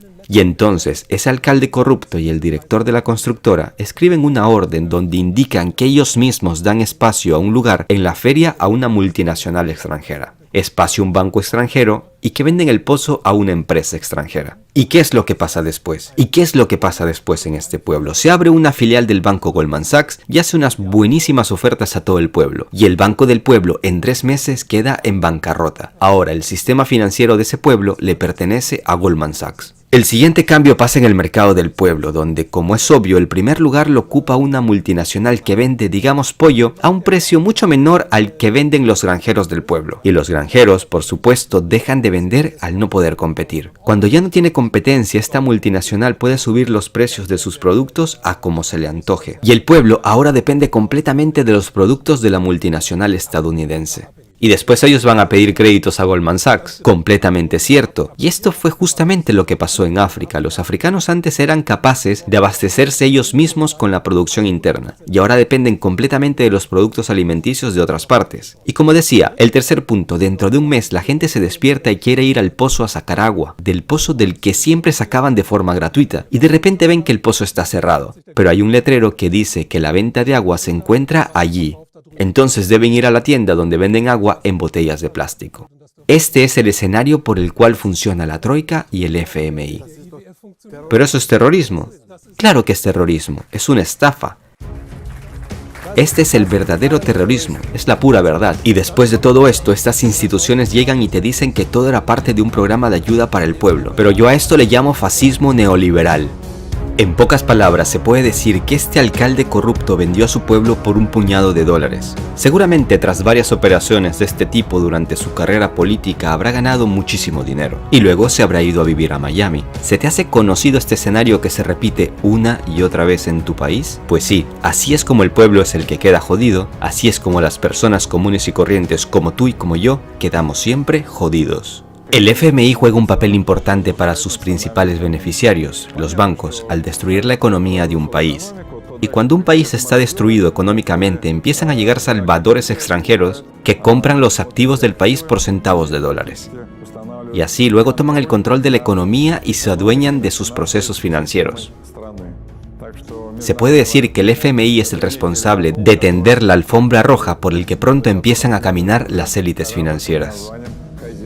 Muchos expertos coinciden en que hay 3 fases para que un país se endeude con el FMI. Cuando un país está en crisis, llegan representantes del FMI o de otras estructuras financieras y preguntan, ¿no quieren un préstamo? A lo que por lo general responden, no gracias, no necesitamos. Pero ellos siempre vuelven a insistir. En pocas palabras, se puede decir que estas organizaciones les meten en la cabeza la idea de que necesitan endeudarse. Si este plan, digamos, nada ofensivo, no funciona, entonces en este escenario empiezan a aparecer los servicios secretos, que tienen sus propios métodos. Y si esto tampoco funciona, entonces empiezan a aparecer revueltas o guerras desestabilizadoras. Por eso ahí donde hay mucho dinero, ahí siempre están los servicios secretos. ¿Te acuerdas de los acuerdos de Bretton Woods de 1944 de los cuales te di detalles en la primera parte? Seguramente recuerdas que el FMI fue creado en el marco de estos acuerdos a fin de garantizar la estabilidad del sistema monetario internacional después de la Segunda Guerra Mundial. Se suponía que el Fondo Monetario Internacional daría estabilidad económica a los países, pero por esos años nadie podía imaginar el inesperado desenlace que se tendría al pedir ríos de dólares en préstamos al FMI. Como te contaba en el tercer capítulo, en el mundo ha habido gente con poder que ha desafiado el sistema financiero mundial y a la hegemonía del dólar. Pero la élite financiera no se esperaba que uno de sus hombres empezara a contarle al mundo una gran verdad. Acomódate para que no te caigas de tu asiento, que ahora viene lo más impactante. El director del FMI que desafió a la élite financiera de Estados Unidos. El premio Nobel de Economía Joseph Stiglitz escribía antes de la detención de Strauss-Kahn en 2011. Kahn está demostrando ser un líder sagaz del FMI. Solo nos queda esperar que los gobiernos y los mercados financieros presten atención a sus palabras. Pero los que prestaron mucha atención a sus palabras fueron las élites, ya que lo silenciaron sin hacer un solo disparo. El 4 de abril del 2011, Strauss-Kahn pronunció un discurso que tuvo poca resonancia en los medios, y fue quizás el día que firmó su sentencia de muerte en su carrera política. Escucha lo que dice. Don't get me wrong. Globalization has delivered a lot. And has lifted millions, tens of millions, hundreds of million people around the world out of poverty. But it has also a dark side. And the dark side is a large and growing chasm between the rich and the poor. Clearly, we need a new form of globalization, a fairer form, a globalization with more a human face. Pero justicia social es un término que no aparece en el diccionario de los que mueven los hilos del sistema en el mundo. Si estas palabras las hubiese pronunciado un analista de los muchos que hay en el mundo, no hubiese pasado nada. Pero lo estaba diciendo el director de una de las organizaciones financieras más importantes del mundo. Este hombre pedía un cambio a gritos con una propuesta que no beneficiaba a Estados Unidos. Y eso era un problema serio. ¿Pero qué proponía este señor en 2011 que ningún medio de habla hispana te lo contó? Allá vamos. Como te contaba en la primera parte de esta serie, en 1944 en los acuerdos de Bretton Woods se adoptó la propuesta de Estados Unidos y su patrón oro, y también te conté de cómo Estados Unidos traicionó al mundo entero 30 años más tarde. Pues bien, en el marco de estos acuerdos en medio de la Segunda Guerra Mundial se desestimó la propuesta británica. La estadounidense, como ya sabes ahora, era hacer del dólar la divisa mundial, que hasta la actualidad lo es, mientras que los británicos proponían el Bancor, una unidad monetaria que debía ser impulsada como moneda global. A estas alturas no quiero analizar qué hubiese pasado si se aceptaba la propuesta británica, pero lo cierto, aunque resulte chocante para algunos, es que hoy en día el dólar es el responsable del actual desorden financiero que tienen aprietos a todo el sistema monetario internacional, y todo esto gracias al abuso del poder estadounidense. Esto lo sabía Strauss-Kahn, y eso era precisamente lo que denunciaba. En 2011, Strauss-Kahn, al ver que la burbuja estaba a punto de explotar y desatar un caos mundial, este francés intentó impulsar el uso de los derechos especiales de giro como principal moneda de reserva global, en reemplazo del dólar estadounidense. Es decir, proponía abandonar el dólar como divisa internacional para crear una divisa estilo Bancor. Sí, así como lo proponían los británicos en 1944. El jefe de una institución financiera con sede en Washington quería quitarle al dólar su estatus mundial, y eso cayó como una bomba en el corazón de la capital estadounidense. ¿Por qué? Te lo explico. A mediados del 2011, la deuda externa de Estados Unidos alcanzaba los 14,3 billones de dólares. El tratamiento especial que debía tener esta deuda, de acuerdo al diseño de Kahn, obligaba a Estados Unidos a desplegar un alto esfuerzo y desprenderse de su rol hegemónico en el sistema financiero internacional. Strauss-Kahn tenía claro que el dólar es el problema que dificulta la recuperación económica mundial y que es una divisa en vías de extinción producto del excesivo endeudamiento de la primera economía del planeta. Recordemos que, como te contaba en la segunda parte de esta serie, hubo un presidente de Estados Unidos que mató a la banca al pagar por primera y única vez toda la deuda nacional, pero cuando dejó el poder, la deuda empezó a crecer otra vez, y ese crecimiento se empieza a ver con mayor claridad en los años 80. La deuda aumentó dramáticamente de 5,7 billones de dólares en enero de 2001 a 14,3 billones de dólares en abril de 2011, cuando la deuda pública alcanzó el 98% del PIB del país. A esta pesadilla de una deuda descontrolada, Estados Unidos agrega la de ser el mayor consumidor de petróleo en el mundo, y con el crudo a un valor que rozaba en el 2011 los $100, el gasto se elevaba a cifras estratosféricas. De ahí la importancia estratégica de los petrodólares, pues si se acaban, la bancarrota para Estados Unidos llegará mucho antes. No en vano Trump está contento que por estos días los precios del petróleo vayan en picada. A más barato el petróleo, el gasto en el oro negro se reduce considerablemente para Estados Unidos. Por ese motivo, Estados Unidos teme que el dólar pierda su estatus mundial, así como que el petróleo empiece a negociarse en otras divisas, por ejemplo, el yuan. Pero volvamos a Strauss-Kahn. Como te contaba, él se había ganado enemigos por todo el mundo, especialmente por no estar muy a favor de la política económica de Estados Unidos. Y como candidato a la presidencia de Francia tenía enemigos de peso en su país, entre ellos el mismo presidente Nicolas Sarkozy, que en 2011 empezaba a buscar la reelección. Y aquí me gustaría hacer una pausa para darte un par de datos. En 2008, Dominique Strauss-Kahn se conoció con Muammar Gaddafi, y el galo aseguró después que ese encuentro demostraba que tanto él como Gaddafi compartían ideas no solo sobre los desafíos de Libia, sino del mundo entero. Como te contaba en la tercera parte, Gaddafi desafió la hegemonía del dólar y terminó asesinado. 3 años más tarde, en el 2011, justo cuando empezaron las revueltas en Libia que derivaron en el asesinato de Gaddafi, Khan estaba finalizando un informe del FMI felicitando la política económica llevada a cabo por Gaddafi, aconsejándole tan solo que privatizara más rápidamente los bancos y el mercado local de capitales. Y aquí se forma un triángulo interesante y espeluznante a la vez, ya que hasta el día de hoy Gaddafi sigue incomodando desde la tumba al expresidente francés Nicolas Sarkozy. Nuevos indicios sobre la posible financiación ilícita de la campaña de 2007 parecen haber acabado de una vez por todas con la carrera política de este expresidente francés. Y es que según fuentes fidedignas, el régimen del coronel Muammar Gaddafi transfirió 50 millones de euros a Sarkozy para apoyar su candidatura presidencial para el 2008. 3 años más tarde Sarkozy lo traicionaba, ya que Francia tomó parte en la intervención militar en Libia de 2011 que terminó con el asesinato de Gaddafi. Gaddafi estuvo apoyando al hombre equivocado. En 2011 Khan quería ser presidente de Francia, pero tenía tantos enemigos y tan pocos amigos que pasó lo que pasó. Abril de 2011 fue el mes donde más activo estuvo en sus críticas al sistema financiero mundial. El 25 de abril, por ejemplo, dijo durante un discurso que a corto plazo China superaría económicamente a Estados Unidos y dominaría el mundo en este ámbito. Estas afirmaciones no podían de ninguna manera dejar indiferente a la administración estadounidense. Este hombre, con poder, empezaba a sacar información relevante. Las élites financieras necesitaban tomar medidas. De inmediato. Khan tenía una debilidad. Era amante de fiestas sexuales, prostitutas de élite y orgías. Es posible que utilicen a cualquier mujer que diga que fue violada en un estacionamiento. Por esto le pagarán $500,000 o $1,000,000 de euros. Se la solía el exdirector del FMI antes del escándalo de mayo de 2011. Y así fue. Dominique Strauss-Kahn fue detenido en Nueva York el 14 de mayo de 2011 y obligado a bajar del avión que lo trasladaba a París. Acusado de violar y golpear a una mucama del hotel donde se hospedaba. Y pasó de ocupar una habitación de un hotel que rozaba los $3,000 a pernoctar en una fría celda neoyorquina. Los paseos a los cuales fue sometido Strauss-Kahn por los agentes del FBI, exhibiéndole esposado y demacrado frente a las cámaras, fue calificado por varios analistas como un linchamiento mediático que no tuvo la menor consideración hacia el principio de la presunción de inocencia. ¿Crees que a un hombre con tanto poder lo van a exponer así, sin siquiera haberse llevado una investigación? Es posible, si detrás de esto hay un grupo con mucho mayor poder. Strauss-Kahn fue liberado el 1 de julio de 2011 tras la revelación de elementos que desacreditaban el testimonio de su presunta víctima de agresión sexual. La investigación despertó inquietudes concernientes a la credibilidad de la denunciante, admitía el fiscal ante la prensa. Tampoco quiero que me malinterpreten, no estoy diciendo que esta agresión sexual no pudo haber pasado, pero hay muchos cabos sueltos en toda esta historia que dejan más dudas que respuestas, si se tiene en cuenta que la cronología es sencilla. Lo detienen, 5 días más tarde lo obligan a renunciar al FMI, 1 mes y medio más tarde es liberado, 1 año y medio más tarde llega un acuerdo secreto y millonario con la denunciante. Se hablaba de entre 2,3 millones de euros y 7,7 millones, dando carpetazo a la denuncia de agresión sexual. El punto más esclarecedor es el final de esta historia. Strauss-Kahn nunca llegó a ser penalmente imputado en el caso.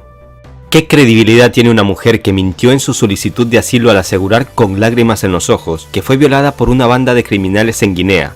Algo que luego reconoció que era falso. Se preguntaba a cierta prensa en medio del escándalo. Todo parece indicar que nunca sabremos lo que en realidad pasó, ya que cada parte defiende su versión a capa y espada. ¿Le habrán quitado el poder a punta de injurias? Nunca lo sabremos. Lo cierto es que este hombre, a día de hoy, es un moribundo político. En 1944, cuando nació el sistema financiero que dura hasta nuestros días, medio mundo estaba en ruinas y casi toda la economía mundial estaba concentrada en el territorio de un solo país, Estados Unidos. Pero en la actualidad, Estados Unidos ya no es el único oasis financiero en nuestro planeta. Los centros de finanzas inevitablemente se empiezan a trasladar a otros países, donde se desarrollan a pasos agigantados nuevos modelos económicos. Y todo parece indicar que nos encontramos a las puertas de una nueva era financiera mundial. En el siguiente capítulo te contaré el caso de un país que logró pagar toda la deuda externa, incluyendo el crédito al FMI, pero su presidente terminó con un disparo en la cabeza. También hablaremos de cómo el famoso refrán "no todo lo que brilla es oro"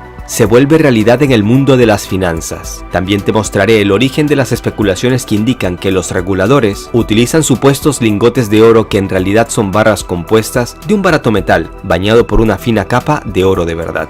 Suscríbete al canal para que no te pierdas los siguientes capítulos. Hasta la próxima.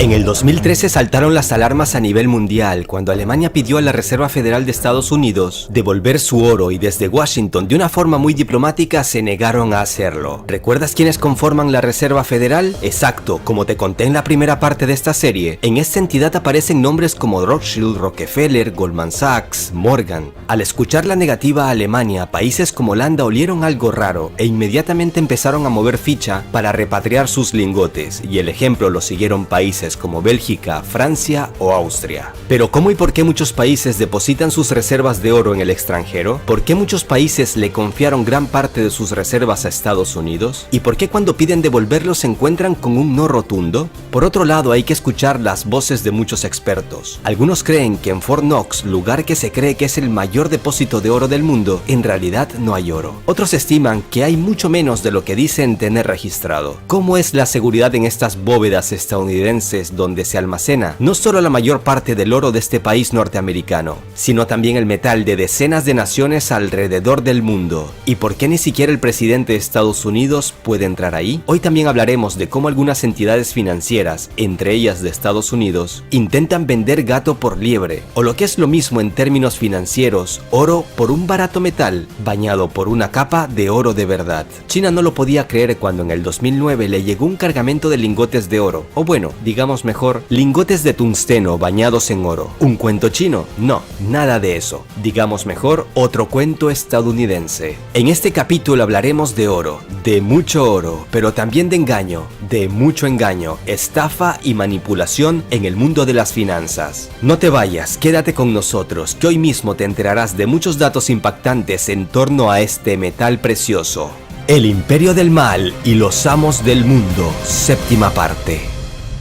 Año 2013, el Banco Federal Alemán, comúnmente conocido como Bundesbank, intenta devolver a su territorio las reservas de oro que se encuentran en Estados Unidos, pero desde la Reserva Federal le rechazan esta petición. Es más, a los alemanes ni siquiera les permitieron visitar las bóvedas en Estados Unidos para comprobar si el oro verdaderamente existía en estado físico. Desde Berlín tenían motivos de sobra para inquietarse, ya que mantenían en territorio estadounidense cerca de la mitad de sus reservas de oro. Y es que las instituciones financieras de Estados Unidos son conocidas por vender lo que realmente no existe. Por ejemplo, en 2012 el banco Goldman Sachs vendía certificados de oro, asegurando que estaban garantizados por el oro auténtico en sus bóvedas. Sin embargo, como se supo después, allí no había oro, y el banco estaba trabajando sobre la base de un sistema de reserva fraccionaria. La prensa alemana no podía quedarse callada y empezó a dar voz a los expertos en el tema. No entiendo por qué no nos permiten revisar nuestro oro en Estados Unidos. No soy un teórico de la conspiración, pero el Bundesbank debería tener la posibilidad de revisar sus reservas de oro una vez al año, tal y como ellos lo permiten hacer en Frankfurt.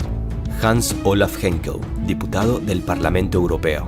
Hasta el momento no se ha demostrado que las reservas de oro de Alemania se encuentran en las bóvedas de Nueva York. Tampoco publican los números de las barras de oro, pese a que la Reserva Federal sí publica estos números de sus propias reservas. Peter Boehringer, fundador de la Asociación Alemana de Metales Preciosos. Pero, ¿cómo es que este oro alemán llegó a Estados Unidos y por qué luego decidieron devolverlo a su país? Los expertos en el tema explican que la reserva de oro de un país es la condición más importante para tener una independencia financiera y que se lo use en situaciones de emergencia. Pero si las reservas de oro se tienen para tener una independencia financiera, ¿por qué entonces no las guardan en casa, sino que las guardan en otro país? ¿Será que estos países no son tan independientes como se lo creen? Como te contaba en la primera parte de esta serie, en los acuerdos de Bretton Woods de 1944, el dólar de Estados Unidos se ganó su estatus mundial por motivos más que obvios.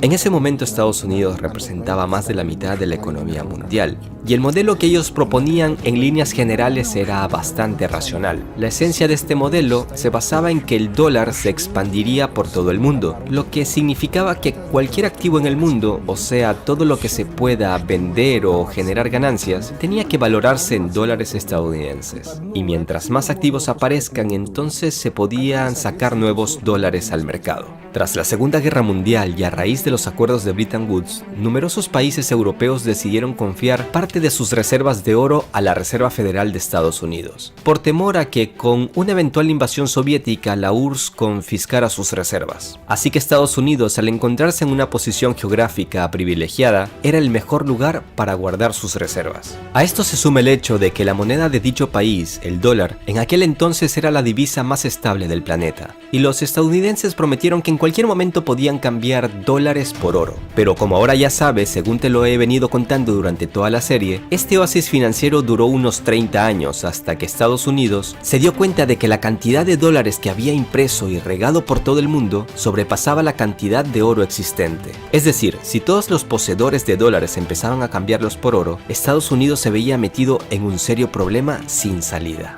Tampoco hay que olvidar que los estadounidenses se la han pasado violando los acuerdos internacionales y culpando a otros de todos los males en el mundo. Esto se debe a que al ser la mayor potencia mundial tiene el control sobre las finanzas mundiales desde 1944. Hasta hace unos años Estados Unidos usaba sus métodos diplomáticos, entre comillas, porque detrás de cada palabra hay una sutil amenaza, para decirles a sus socios europeos que no pidan retornar su oro y ni siquiera exijan la posibilidad de hacer una revisión. Estados Unidos siempre tiene un as bajo la manga. Si las relaciones empiezan a entorpecerse, simplemente pueden bloquear los activos de los países rebeldes, y entonces estos pierden mucho. Por eso a los aliados de Estados Unidos no les queda más remedio que ser sus vasallos. Los estadounidenses guardan muy bien nuestro oro, no tenemos motivo para desconfiar, intentaban calmar los ánimos algunos políticos alemanes. Desde el punto de vista de Estados Unidos es muy beneficioso tener el oro de otros países en su territorio, ya que esto demuestra el poder de Estados Unidos para tener el control financiero.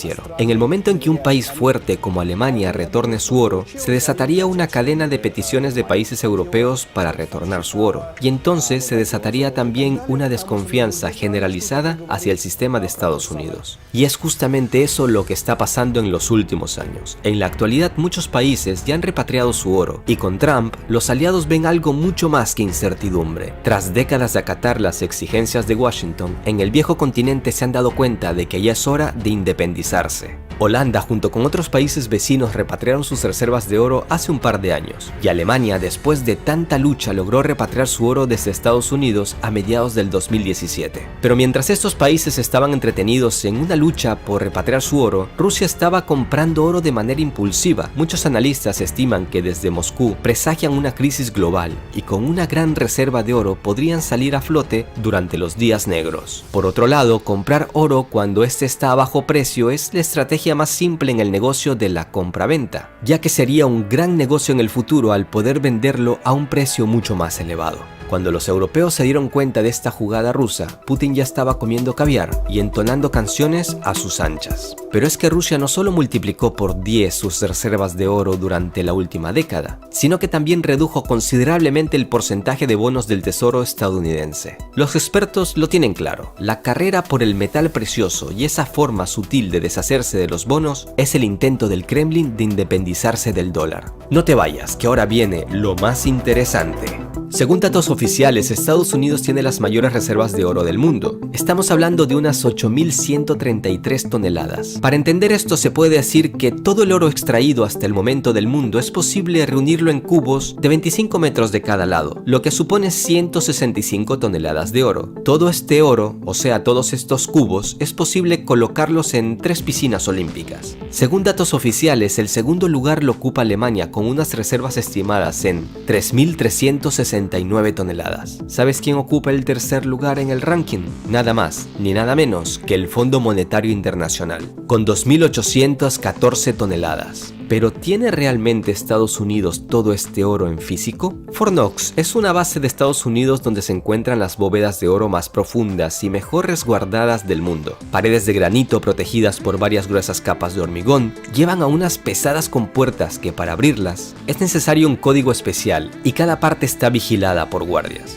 el código completo que da acceso de la entrada a la bóveda final donde se encuentra el oro no lo sabe nadie. En caso de un ataque se activan unas seguridades automáticas y dentro es posible vivir con electricidad, agua y comida por varios años. Muchos creen que las bóvedas de Fort Knox de Estados Unidos ya fueron vaciadas en los años 70. En 1972, muchos medios de Estados Unidos empezaron a dudar de que en Fort Knox hubiese el oro que decían que había. Y para tranquilizar a la sociedad mundial, desde la Reserva Federal de Estados Unidos, se permitió a varios periodistas entrar a Fort Knox. El objetivo era que los periodistas desmintieran todos esos rumores al mostrarle las barras de oro que había dentro. No obstante, algunas dudas siguieron en pie, ya que no permitieron entrar a especialistas para que verificaran la calidad del metal. Luego cerraron las puertas y nunca más se las volvieron a abrir a la prensa. Es decir, desde 1972 ni los propios estadounidenses han visto las reservas de oro ni por televisión. ¿Recuerdas que en el capítulo 5 hablamos de Strauss-Kahn y sus planes de cambiar las reglas del juego en el mundo de las grandes finanzas? Pues bien, todo parece indicar que en 2011, antes de aquel escándalo sexual que te detallé en dicho capítulo, Strauss-Kahn empezaba a dudar de que en Fort Knox hubiese oro, ya que una suma considerable de este metal que el FMI debía recibir a inicios del 2011 por parte de la Reserva Federal se estaba retrasando, según indican varios informes. Ahí no hay nada, asegura este autor del libro sobre el oro, cuyos prólogos escribe nada más ni nada menos que Steve Forbes. Este escritor también cree que el escándalo sexual de Kahn fue una puesta en escena para sacarlo de las esferas del poder. Ahora mira cómo más o menos funciona el esquema del oro en Estados Unidos. Un banco, cualquiera, toma oro prestado de la Reserva Federal y al recibirlo lo pone en venta y envía estos certificados a Fort Knox. Según estos papeles, el oro se encuentra en Fort Knox, pero en realidad hace mucho tiempo que ese oro se encuentra vendido en un lugar muy lejano. Entonces resulta que Estados Unidos, al vender este oro con este modus operandi, empezó a demostrar al mundo solo con papeles que el oro existe, pero en realidad este oro no existe en físico. ¿Es por eso que no permite a nadie entrar a este misterioso lugar conocido como Fort Knox? Entonces resulta que Strauss-Kahn sí tenía razón y ahí no hay oro, o hay mucho menos de lo que dicen tener registrado. En 2009 se produjo lo que se considera uno de los mayores escándalos de una estafa de oro de la era moderna. Por esos años, China compraba metales preciosos por todo el planeta, y una parte fue adquirida a Estados Unidos, directamente desde Fort Knox. Pero los chinos se dijeron, aquí como que huele a cuento chino, e inmediatamente empezaron una investigación exhaustiva para evaluar la calidad del oro. Lo que encontraron puede ser el guión de una película para Hollywood. Resultó que dentro de estas barras de oro había tungsteno, que tienen propiedades parecidas al oro. El tungsteno es un metal que tiene casi la misma densidad que el oro, pero es muchísimo más barato. Esa historia ha incrementado la credibilidad de los rumores sobre el oro falso que circula últimamente en el mercado global. Se especula que en el contexto de escasez mundial de oro, los reguladores utilizan supuestos lingotes de oro que en realidad son solo tungsteno dorado. Según el periodista Rob Kirby, a finales de la década de los 80, cerca de 1,5 millones de lingotes de tungsteno de 400 onzas de peso fueron fabricados en Estados Unidos. Posteriormente, 640.000 lingotes de tungsteno dorado irían a parar a Fort Knox, que como sabes es una de las principales bóvedas estadounidenses. ¿Una estafa? Por supuesto, pero ¿qué se puede hacer con el estafador si está muy bien armado? Se preguntan muchos expertos. ¿Ahora entiendes otro motivo del por qué el presupuesto militar de Estados Unidos es de 610.000 millones de dólares? Lo que representa una cantidad mayor que la de los 7 países juntos que le siguen en el ranking. No obstante, hay quien ve en estos hechos del tungsteno dorado con escepticismo. El tungsteno no se lo trata tan fácilmente, se necesitan unas máquinas. El Fondo Monetario Internacional fue diseñado en 1944 a fin de garantizar la estabilidad del sistema monetario internacional después de la Segunda Guerra Mundial. Se suponía que el FMI daría estabilidad económica a los países, pero desde entonces se ha demostrado que su tarea ha sido enriquecer a las corporaciones y banqueros, para los cuales ellos trabajan, y adueñarse con mucha astucia de los recursos naturales del país al que supuestamente ayudan. A finales de la década de 1980, un país europeo logró pagar su multimillonaria deuda al FMI y a otros prestamistas occidentales. Como resultado, su líder fue juzgado en dudosas condiciones y fusilado junto a su esposa. Tras haber pagado todos los préstamos y haberse instaurado el salvador capitalismo, en la actualidad la deuda de esta nación supera los 100.000 millones de dólares. Y es uno de los países más pobres del bloque europeo, eso sin contar cómo las corporaciones extranjeras han estado saqueando todos sus recursos. En el mundo de los créditos existe una regla no escrita. Los banqueros la conocen perfectamente. Es mejor si tu cliente no puede pagar el crédito en los plazos y fechas establecidos, ya que en este caso el banquero o el prestamista tienen derecho a quedarse con la garantía, y la garantía es, digamos, mucho más sabrosa que ese dinero con porcentaje que puede recibir si el deudor paga el crédito según estaba establecido. ¿Aún eres testigo de cómo las empresas extranjeras hacen y deshacen en tu país? ¿Privatizan los recursos y se los llevan casi que regalado? No te pierdas este capítulo donde comprenderás cómo algunas naciones han logrado salir del yugo al que son sometidas por las élites financieras. El imperio del mal y los amos del mundo, sexta parte.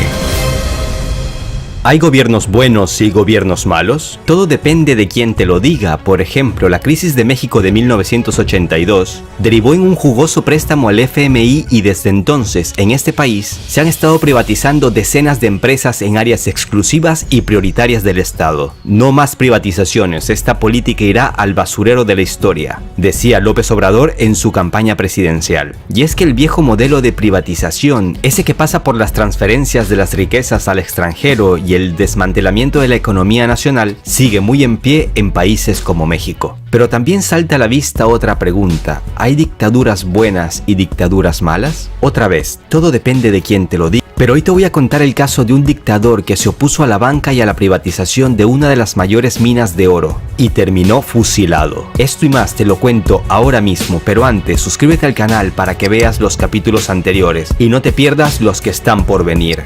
Y es que resulta difícil entender por qué si entre 1950 y 1975 la economía de Rumania creció a uno de los mayores ritmos del mundo, en la actualidad es uno de los países más pobres de Europa. Todo empezó con una serie de errores en las estrategias económicas en la década de los 70 que desató una crisis en este país. En concreto, algunas de sus industrias como la petroquímica o la del acero tenían una capacidad de producción mucho mayor de la necesaria para satisfacer las necesidades propias y la demanda exterior, resultando en una infrautilización de las instalaciones. Al ver el estado moribundo de esta nación, los países occidentales se mostraron dispuestos a ayudarles y posteriormente entró en juego el FMI. A mediados de los años 80, la deuda de Rumania a organizaciones financieras occidentales alcanzaba los 22.000 millones de dólares, y al entender que cada vez se metían en una situación más complicada, el líder de Rumania, Nicolae Ceausescu, llamémosle dictador si se quiere, entendió que necesitaba tomar medidas. Entre tantos problemas se sumaba el hecho de que su gran amigo, la Unión Soviética, a cargo de Gorbachev, había empezado una reforma económica conocida comúnmente como perestroika. Rumania estaba en una encrucijada. Y fue así como el líder rumano decidió pagar todas sus deudas lo más rápido posible y a cualquier precio. Y el precio que pagaron los rumanos fue una época de austeridad extrema. Debido a que la producción agrícola e industrial del país se exportaba en su gran mayoría, el resultado fue la escasez de comida, energía y medicamentos que provocó que la vida diaria de muchos rumanos fuera una lucha por la supervivencia. En todo el país se llevó a cabo un sistema alimentario de tarjetas. La norma por mes era 5 huevos, 2 libras de azúcar, media libra de mantequilla. El pan y las patatas también fueron reducidos en la dieta, las cuales también se exportaban. Empezó también una lucha contra la economía de la electricidad. La norma de temperatura en una oficina fue determinada en 14 grados centígrados. Agua caliente daban solo una vez a la semana. Y a los que tenían coches se les daban no más que 30 litros de gasolina al mes. Pero estas medidas de austeridad extrema dieron sus frutos en un corto periodo, ya que el país empezó a pagar su deuda externa a una velocidad inesperada, y a Occidente esto no le gustó. Fue entonces como Estados Unidos empezó a cambiarle las reglas del juego en el comercio exterior. Y aunque desde el FMI decían que Rumania era un montón de basura, lo cierto es que en estos años este país era para ellos una máquina de ganar dinero. En mayo de 1989 Rumania pudo pagar por completo los 22.000 millones de dólares que tenían como deuda. En teoría los prestamistas debían estar contentos, pero no. En el mundo de los créditos existe una regla no escrita. Los banqueros la conocen perfectamente. Es mejor si tu cliente no puede pagar el crédito en los plazos y fechas establecidos, ya que en este caso el banquero o el prestamista tienen derecho a quedarse con la garantía, y la garantía es, digamos, mucho más sabrosa que ese dinero con porcentaje que puede recibir si el deudor paga el crédito según estaba establecido. Y la principal y jugosa garantía rumana para sus prestamistas occidentales era Rasía Montana, un maravilloso lugar que es considerado el mayor depósito de oro en Europa. Las élites financieras veían cómo la gallina de los huevos de oro se les fumaba al ver cómo Rumania terminaba de pagar hasta su último centavo de deuda. Había que tomar medidas, de inmediato. No te vayas, que ahora viene el desenlace de esta triste historia.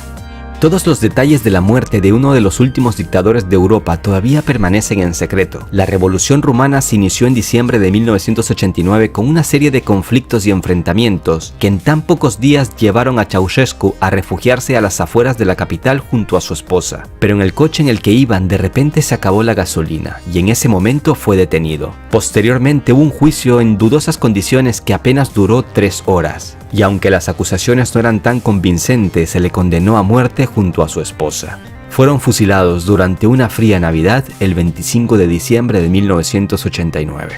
Solo te dejo un dato, fue acusado de un genocidio de 60.000 personas, pero lo cierto es que esta cifra se había exagerado hasta 600 veces por motivos propagandísticos. La gran diferencia entre 100 muertos y 60.000 es evidente. Pinochet, por ejemplo, disfrutó a sus anchas y murió bajo arresto domiciliario y con más de 300 cargos penales pendientes. Para mí es evidente la causa del asesinato de Ceausescu. No tenía nada que ver con algún tipo de ideología o por su política. Se trató de una sentencia de muerte por su iniciativa de salirse del camino de esta bancocracia mundial. En la actualidad, Rumania es uno de los países más pobres de Europa y su deuda supera los 100.000 millones de dólares. El capitalismo ha triunfado en este país y los corruptos que llegan al poder han llenado sus bolsillos hasta la saciedad. Se puede afirmar que Rumania se ha quedado por mucho tiempo, si es que no es para siempre, en una deuda que la mantendrá sumida en la pobreza y en problemas financieros. Pero, ¿en serio no hay manera de plantarle cara al sistema financiero mundial? Parece que sí lo hay, y un gran ejemplo es un pequeño país vecino de Rumania, Hungría. Te cuento en pocas palabras lo que ha hecho este país para que te sirva de ejemplo. No te vayas, que como siempre lo más interesante queda para el final. Hungría en el 2008 entró en una crisis de la que no veía otra salida más que endeudarse con el FMI y recibió un enorme crédito, pero claro, con una serie de condiciones que no beneficiaban directamente a su pueblo. 2 años más tarde, la economía del país prácticamente estaba en manos de corporaciones extranjeras. El 60-70% del PIB era producido por empresas que estaban regidas por capital extranjero, en su totalidad o casi por completo. El 80% del sector bancario de Hungría pertenecía al capital extranjero. Y si hasta hace poco Hungría era un país agrario, tras la crisis empezó a depender de la importación de productos alimenticios. Pero esto empezó a cambiar cuando Viktor Orbán llegó al poder. Una de las primeras medidas fue quitarle autonomía al Banco Central, algo que no agradó mucho a la élite financiera mundial. Hungría rechazó tomar nuevos créditos y empezó a orientarse en los recursos nacionales para levantar al país. Y entonces entendió que su país puede zafarse de los fuertes abrazos occidentales a los que estaba sometido si miraba hacia otro lado, hacia Rusia. Desde que este hombre llegó al poder, ha exhibido su amistad con Putin mientras recibe críticas desde el seno de la Unión Europea. Pero las críticas es lo que menos importa si sabes que vas por el buen camino. En 2013, Hungría hace lo inesperado. Cierra la oficina del FMI en Budapest. Teniendo en cuenta que el acuerdo financiero con el FMI está a punto de ser completado, hemos llegado a la conclusión de que no es necesario mantener la oficina de representación residente del fondo en Budapest, señalaba el director del Banco Central de Hungría. En marzo de 2016, Hungría pagó toda su deuda y empezaron a celebrar lo que llamaron una independencia financiera. Pero si ha pagado sus deudas y el país se recupera económicamente, ¿por qué ha recibido críticas desde Estados Unidos o desde la Comisión Europea? Pues todo parece demostrar que estos líderes están de parte de la banca y solo buscan mantener ese status quo en el mundo. Pero ahora vayámonos un poco más cerca, terminemos este video con algo más familiar. Hablemos de Argentina, una nación que acaba de endeudarse hasta la coronilla con el FMI, pese a su triste pasado de deudas con este organismo. Basta con pronunciar estas siglas en el centro de Buenos Aires para poner más que nerviosos a los que sufrieron las medidas impuestas por el fondo en el pasado. Te dejo un cortísimo fragmento que he tomado de un reportaje de la cadena RT. Estamos hablando de un Fondo Monetario Internacional muy distinto al que conocimos hace 20 años. El fondo ha aprendido de las lecciones del pasado, así como todos lo hemos hecho, y es un fondo muy distinto. ¿Realmente el FMI cambió? Bueno, Era un banco y sigue siendo un banco. Y su objetivo sigue siendo el mismo, dar dinero a cambio de recibir más dinero. Entonces, ¿tiene motivos Argentina para preocuparse? Las 5 veces que el FMI acudió al rescate de Argentina desde los años 50, las recetas del organismo fracasaron y el destino del dinero prestado fue por lo menos incierto. En el año 58, el acuerdo con el FMI desembocó en una fuerte devaluación y caída del PIB. En los 70, el régimen militar recibió otro préstamo que se tradujo en hiperinflación desbocada. Y en 2001, durante una fuerte crisis económica, Argentina volvió a acudir al fondo. ¿Recuerdan cómo acabó? Los argentinos seguro que sí. Más crisis, más inflación, más pobreza, más descontento social y el tristemente famoso corralito. Tal vez es que las recetas del FMI no funcionaron en Argentina por culpa de los gobiernos que las aplicaron, pero en el resto del mundo, con otros gobiernos, sí funcionan. Podría ser, pero no parece, porque la lista de países donde las recetas del FMI fracasaron es larga, muy larga. Y no lo digo yo, lo reconoce el propio FMI. Por ejemplo, en uno de sus recientes informes califican de fracaso sus propias recetas aplicadas en Grecia. Recientemente felicitaron a Portugal por aplicar medidas económicas diferentes a las que ellos les habían propuesto y en el colmo de los colmos, en un artículo de 2016, 4 funcionarios del FMI afirmaron que las políticas neoliberales son ineficaces y aumentan la desigualdad. Algo así como si el Vaticano publicara una encíclica dudando de la existencia de Dios.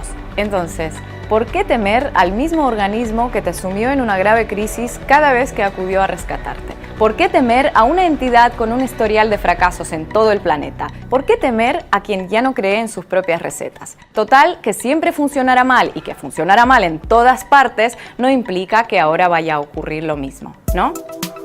En el siguiente capítulo hablaremos de oro, de mucho oro, pero también de engaño, de mucho engaño, estafa y corrupción.